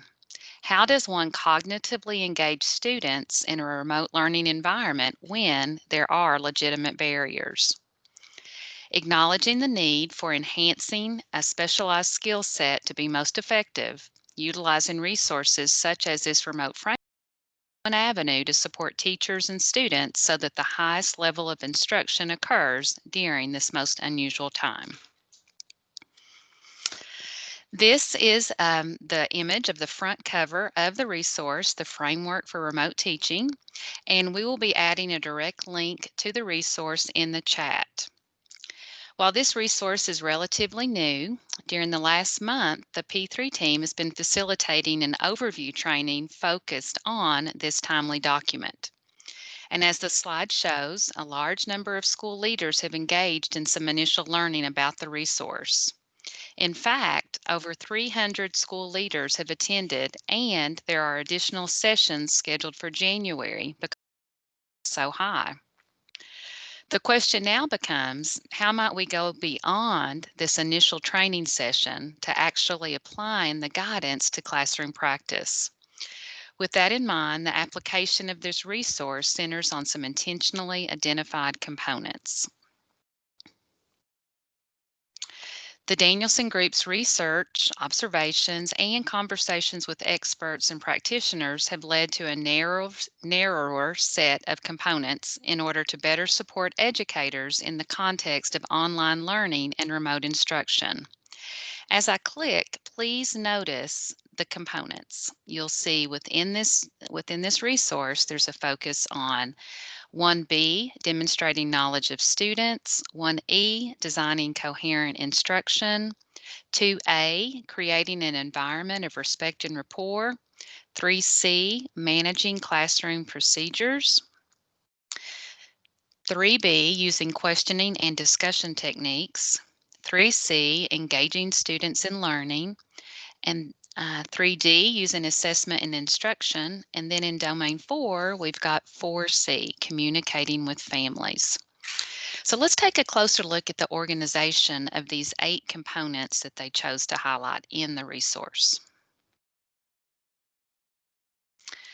Notice that the Danielson team grouped the components in a unique way. For stage 1, knowing and valuing students, you'll see that 1B and 4C are identified. For the second level of implementation, building responsive learning environments, the focus is on 2A, 2C, and 3D. And finally, in the third stage, engaging students in learning, the components are 1E, 3B, and 3C. Notice also that the 8 components span across all 4 domains and could be used to support a teacher's professional growth plan to inform all 4 measures used in evaluation. So let's dig into the document. Notice that each of the 8 components is presented on 2 pages. The first page provides a general description and explanation of new language to define the component. The second page shows priorities, where teachers should begin, as well as additional synchronous and asynchronous strategies. So if you don't mind, if you could, now that you've got the document accessed, turn to pages 22 and 23, or scroll down to pages 22 and 23, and briefly examine the content through a quick review of 3C, engaging students in learning. And just a connector while you're locating pages 22 and 23, as part of that training that we offered, that overview training to school leaders, this was the component that we focused on, just because from the field we have heard so many concerns about high levels of student engagement. So we really spent that hour of training time focusing on this 3C. But we're not going to go as deeply, but we're just going to use 3C as a means to understand the general content. So looking at that, if you'll notice at the top of page 22, there is a question that pushes on reflection relative to 3C in the context of remote teaching. This section allows teachers to self-assess the learning experiences they've designed for the remote setting based on important attributes such as rigor and relevance. As well, there is a push on the importance of remote learning experiences requiring thinking, collaboration, curiosity, diverse ways to engage and represent ideas, and increasing complexity. And in the middle section of the page, there is text that describes intellectual engagement and how important it is that the teachers plan intentionally to provide rich opportunities that allow for the greatest degree of intellectual engagement. The middle section of text is very similar to the component description of the Kentucky Framework for Teaching. Additionally, within this section, the text describes what must occur in a remote setting to ensure students don't fade away. Recognizing that there are physical obstacles that might certainly impact engagement, it's essential that attention is given to these essential descriptors to ensure highly effective remote practices are strategically being utilized. And then lastly, we've got a section entitled Elements of Success. In the Kentucky Framework for Teaching, there are also elements for each component. We know these elements are the subcategories of the component. It's like the parts that make up the whole. The same is true here, and we have valuable success criteria that allows us to have some targeted look-fors and descriptive goals for effective practice. On the second page of this component, there are 3 distinct sections: priorities, start here, and additional strategies. And let's look a little closer at each. First, we have priorities. The Danielson Group recommends priorities where teachers should focus their time and energy, especially during the beginning of the school year. These are most important to get right. For 3C specifically, you'll notice that the priority should be given to variety. You've got the use of the word multiple many times in the first bullet. The skilled educator must focus on utilizing diverse pathways for students to interact, access information, and represent thinking. As well, at the top of the list is the necessity to provide student choice that promotes student agency for learning. Then looking at the last 3 bullets, the importance of promoting student strengths and creating a space where students feel safe to experiment as a means to improve or focus areas. Also, latitude should be given to deviate from plans to meet the needs of students. Then there's the Start Here section. This provides some actionable steps that a teacher could engage in to support effective remote learning instruction. I'm going to give you just a moment to review.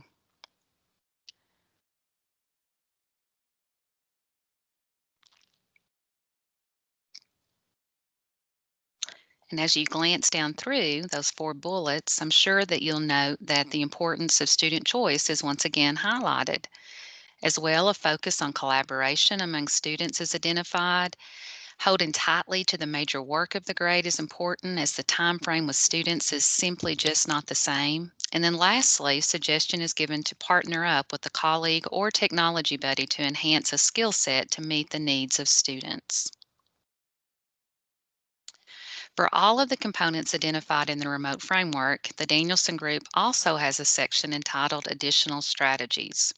And this section is very similar to the Possible Examples section of the Kentucky Framework for Teaching. In this, you can get a sense of the classroom practice that constitutes effectiveness in a remote setting. I'm going to give you just a minute here to review these provided strategies. So just do a quick skim and scan.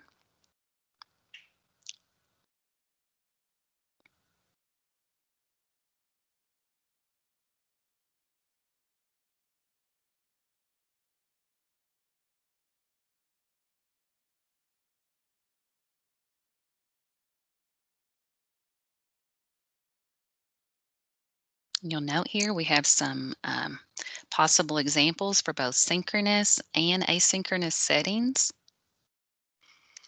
So let's connect what this guidance document provides as best practice and connect it to your school.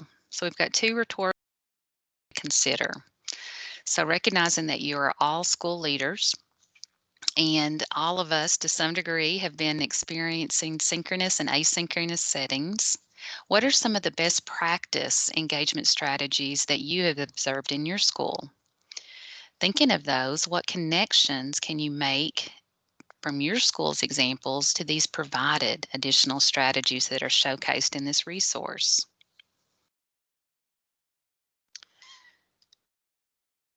And then the next step, as a school leader, how can we ensure that we have both synchronous and asynchronous going on in combination to effectively support our students? Because a critical takeaway regarding this section is that there are strengths to both approaches. Effective remote teaching requires a combination of both synchronous and asynchronous learning, and there should be intentionality and strategic planning utilized to incorporate both of these approaches. So that takes us to think about each. First off, we're going to talk a bit about synchronous. Now, within this remote framework, we have some specific strategies that are provided. But it's also especially important to make sure that we have an opportunity to calibrate meaning regarding synchronous and asynchronous. So if you'll note here on the slide in the yellow-orange colored box here, we've got a description for synchronous. And when you're thinking about what is synchronous, it is defined as any type of communication you would do in person that you are now doing with digital tools. And the research really brings there are a lot of positives, a lot of advantages to using synchronous. We've got some very powerful descriptive words here: dynamic, interactive communication, and it provides us the ability to create shared experiences. And then, of course, you have that immediate responsiveness from the teacher. So, all very positive. And then also, research has shared specific times when it's most appropriate to use synchronous. And we've got some bullets here for you to consider. Whenever a teacher is wanting to provide guided practice on a discrete skill that requires that immediate feedback on accuracy, whenever you want to revisit difficult material, maybe teaching it in a different way, address student challenges, quick performance assessment, small group opportunities, brainstorming sessions, whenever you're wanting to engage in discussion to clarify misconceptions. Those are all opportune times to use synchronous engagement.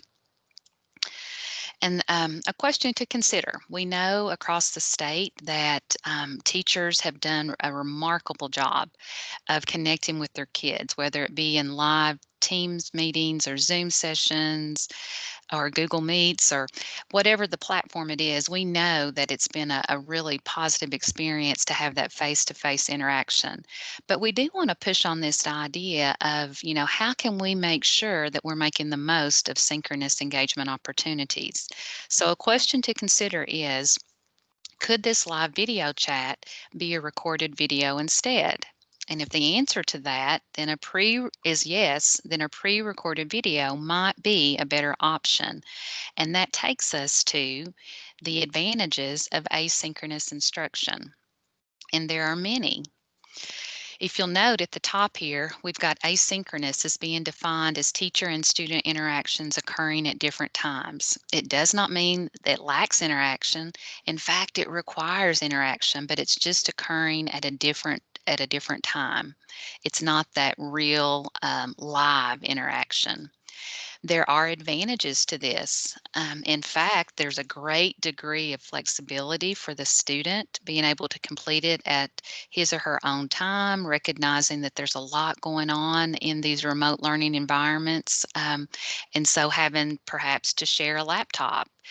Students have that flexibility to complete the assignments whenever it best meets their needs. And then also high accessibility. We know the struggle of connecting. Sometimes our audio is not coming through clearly just because we have a bandwidth issue. So certainly a plus to use asynchronous at times. And we've got some guidance here from the research on when it says it's ideal to use asynchronous. When you're wanting to provide direct instruction, ideal before you connect synchronously with a class is to really think about, what kind of pre-work needs to occur so that they're most equipped to maybe come to this synchronous session and be ready to engage in a highly effective discussion. Think about asynchronous when you want to introduce new ideas or concepts. A strong aspect of asynchronous is the ability of students to be able to rewatch content. So if a teacher is creating a video, the student has the chance to go back and rewatch it to confirm understanding, or to hear it 2 or 3 times to make sure that, yeah, it makes sense. Also, the idea of promoting peer collaboration, that's brought out in the first bullet here for asynchronous engagement. We've got a reference here to students working on a shared Google Doc. So it's a great way to promote collaboration that doesn't have to occur in an exact same allocated time. We've also got the idea of greater student agency, and then this personalization ease. When you're thinking about the need to scaffold instruction, the asynchronous approach is pretty ideal. So takeaway is strengths to both, but really knowing when to use which, depending on what our lesson outcomes are. So that was a really quick overview of the resource. We, like I said, in our training, we have spent an hour really kind of digging into it and thinking about intentional ways that that school leaders can support teachers in strategically using the synchronous and asynchronous setting. But that's a quick run through. We wanted to give you all, though, the opportunity to give some insight and some reaction to how we may be able to use supplemental resources to maximize the effectiveness of remote teaching. And that's going to be especially important for us as the P3 team because we are continuing this learning. We've already got some dates set for January and February where it's part 2 of our initial overview training of this remote learning resource. So we want to hear from you, and we are very open to your insights and suggestions on how we can best provide support to school leaders in using supplemental resources. And then also, if there's something that's really working well, we want to know about that too so that we can capitalize on it and share with others so that we can support the practice of others who are dealing with this remote learning environment. So with that, I've done a lot of talking. It's about 10 minutes or so. I want to turn it over to you all and ask you to just feel free to unmute and share out with the group. And I'm going to stop sharing right now.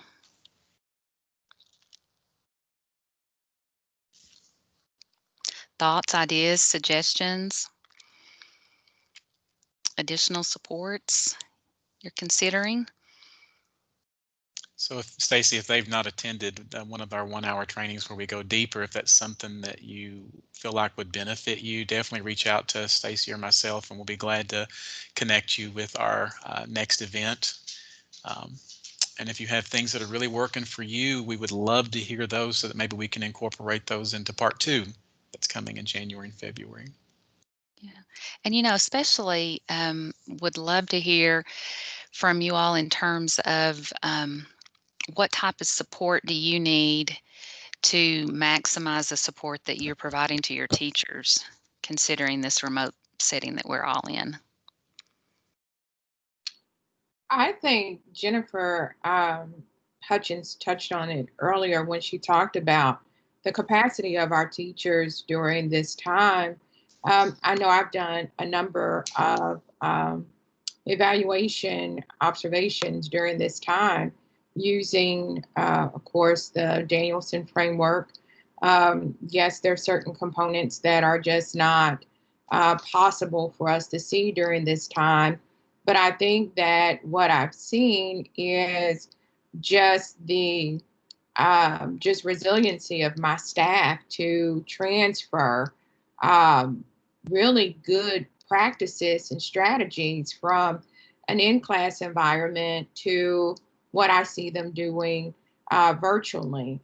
Their capacity to use the breakout rooms and facilitate small groups of learning with students in those particular settings just has been amazing. So I have used the framework in this format for remote teaching. I shared it actually with my assistant principal, and we went through it and talked about it.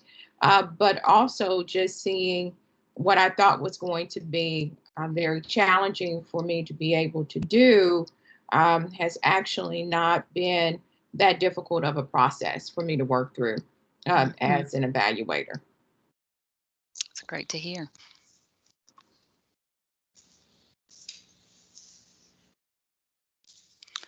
Other thoughts, insights, reflections about how it's gone, and maybe some ahas about, oh, this might be helpful.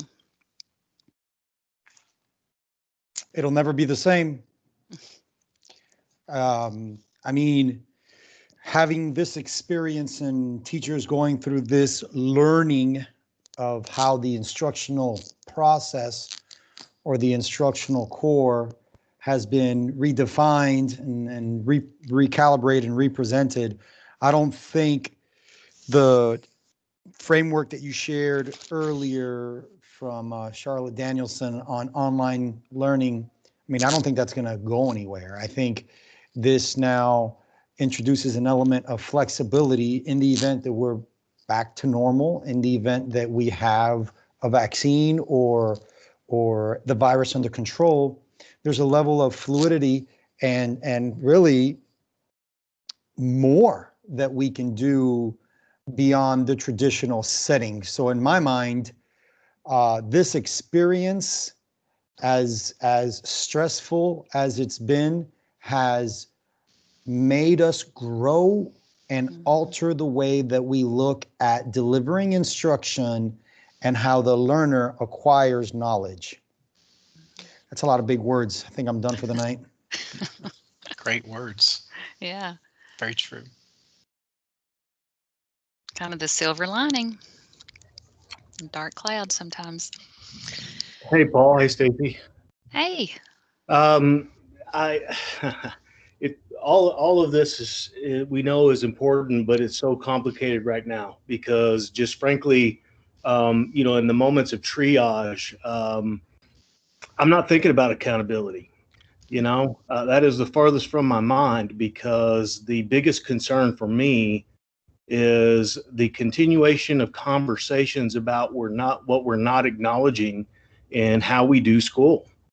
And I think that the current situation has just really brought light to the fact that when students do not come into a building where they have a degree of sort of social pressure and a teacher in front of them to make that connection, build that relationship, nudge them, we are seeing that it falls apart because there's no motivation to do. And I'll preface that by saying, now I'm at the high school level.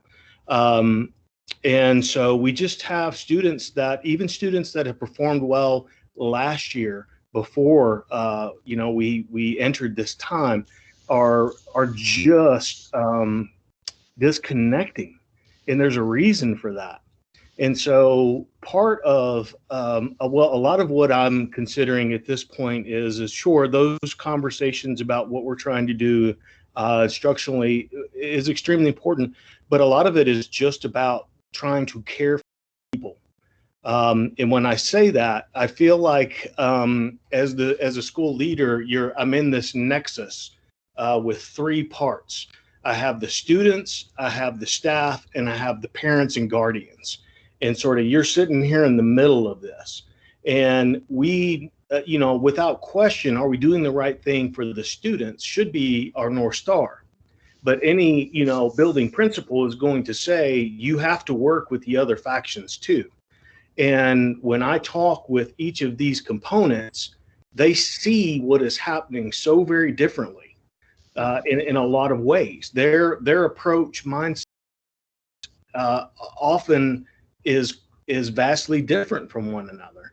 And so just trying to figure out how to communicate with each component to try and build, some level of forward movement and positive conversation, that's the trick. Because again, you want to acknowledge, you want to listen, you want to be empathetic, and then ultimately you want to try to move the conversation forward and not stay the same and or go backward. So I just find, at least at this point in where we are, that is the bulk of my time, is just trying to ask a lot of questions, have a lot of conversations, find out how I can best be useful. And, for lack of better description, just try to keep, trying to keep from going over the ledge. Because every day, I encounter someone that is on that fringe, be it adult or student. And every day, you have to work to try to, make them feel like everything is okay. And so I guess it's hard to focus for me on some of the more traditional means of what we do or have done when that is sort of the preeminent thing that is taking up most of my time.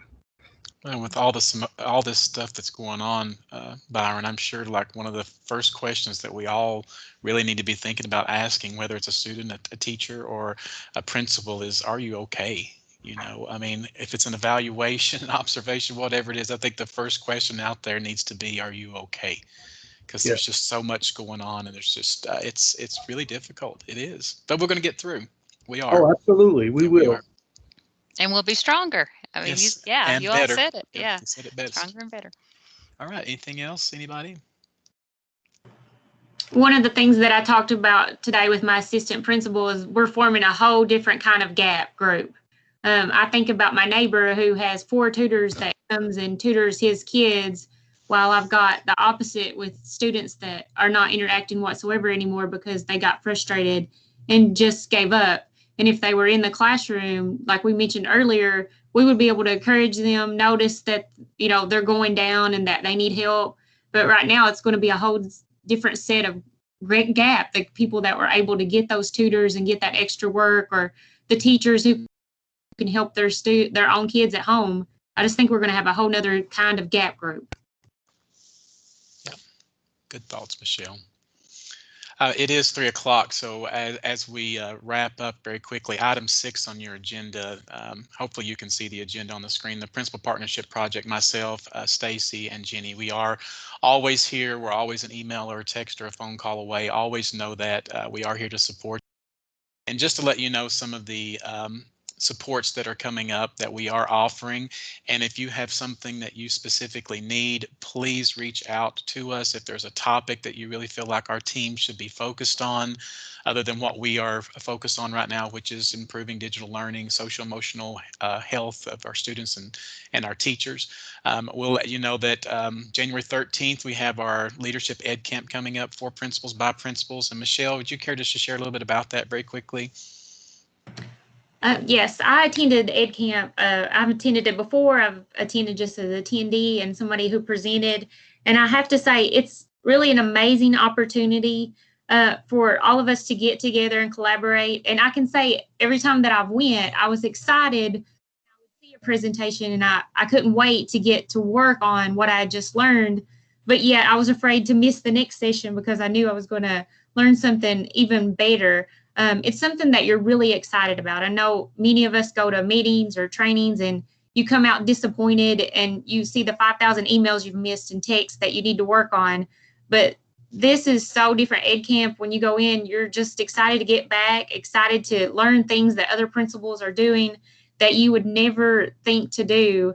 But I think it's just a really amazing opportunity. If you know anyone who's going to be a principal or who is a principal, I really encourage you to go and even present. If you guys have an amazing thing that you're using, please come and show the rest of us. I just think everybody should really encourage all principals, administrators, and future administrators to come. And the power in our Leadership Ed Camp, it's for you and it's by you. So for principals by principals. So not only do we encourage you to come and attend, it is a virtual Ed Camp, so it will be done through Zoom. Not only do we encourage you to attend, but we definitely encourage you to share, because we have to have enough sessions for the group to have an Ed Camp. So that's coming up on January 13th. Stacy will drop a link in the chat for you to register if you're interested. It is completely free to you, brought to you by the Principal Partnership Project, KDE, and the Central Kentucky Education Cooperative, CKEC. Also on January 20th, the remote teaching framework that Stacy provided an overview to, we are doing another 1-hour session on that. We're partnering with NKCES. It's at 10 o'clock on January 20th. You can register for that through the Principal Partnership Project Google site. There's links there, or you can just reach out to us individually and we'll get you headed in the right direction to get registered. Just so you're aware, we are doing our 11th initial certified evaluation training on January 26th and 27th. Our team specifically supports all principals and assistant principals that are in their first year. So if you know someone in your district that's brand new, that's not attended, definitely let them know about that. If you have a thought around the idea of, I really wish somebody had told me blank when I was in my first year as a school leader, we'd love to hear those things, because those are topics that we definitely want to try to build into our 2-day training that all new school leaders are required to attend by KRS or by KAR 704 KAR 3:370. Also, just updates on February and March. We will have a remote teaching part 2 going on.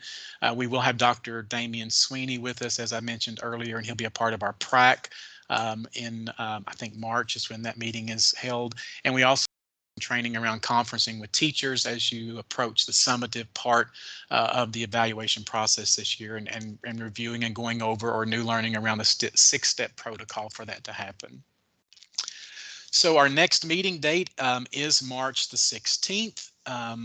there will be a link dropped into the chat for your exit slip. So this is just a reflection on the meeting, what worked well for you, what didn't work well for you.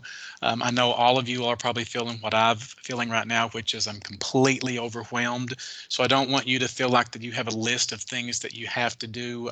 We definitely want to hear back from you if you have a topic or an idea that's really burning for you, that you really feel like our team needs to hear. Definitely get back with us, but don't feel obligated to give us feedback on every single item on the agenda and feel like you have to do a 4-page document back to us. Just we want to hear from you about things that were really burning for you or things that you feel about. And so with all that being said, do we have a, we don't have anything else, we'll have a motion to adjourn.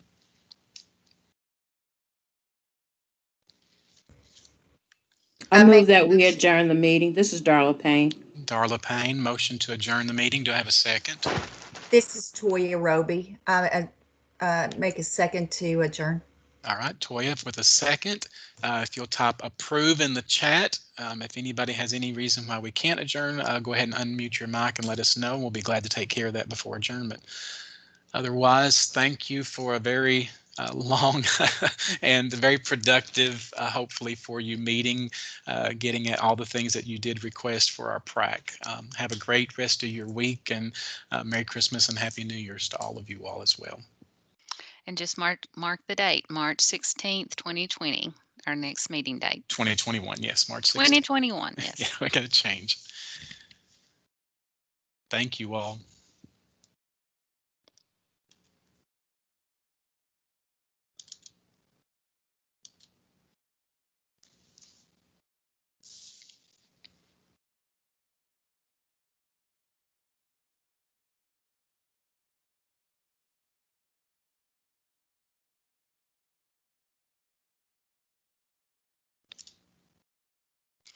So Paul, I'm gonna go ahead and stop recording. Yes, thank you.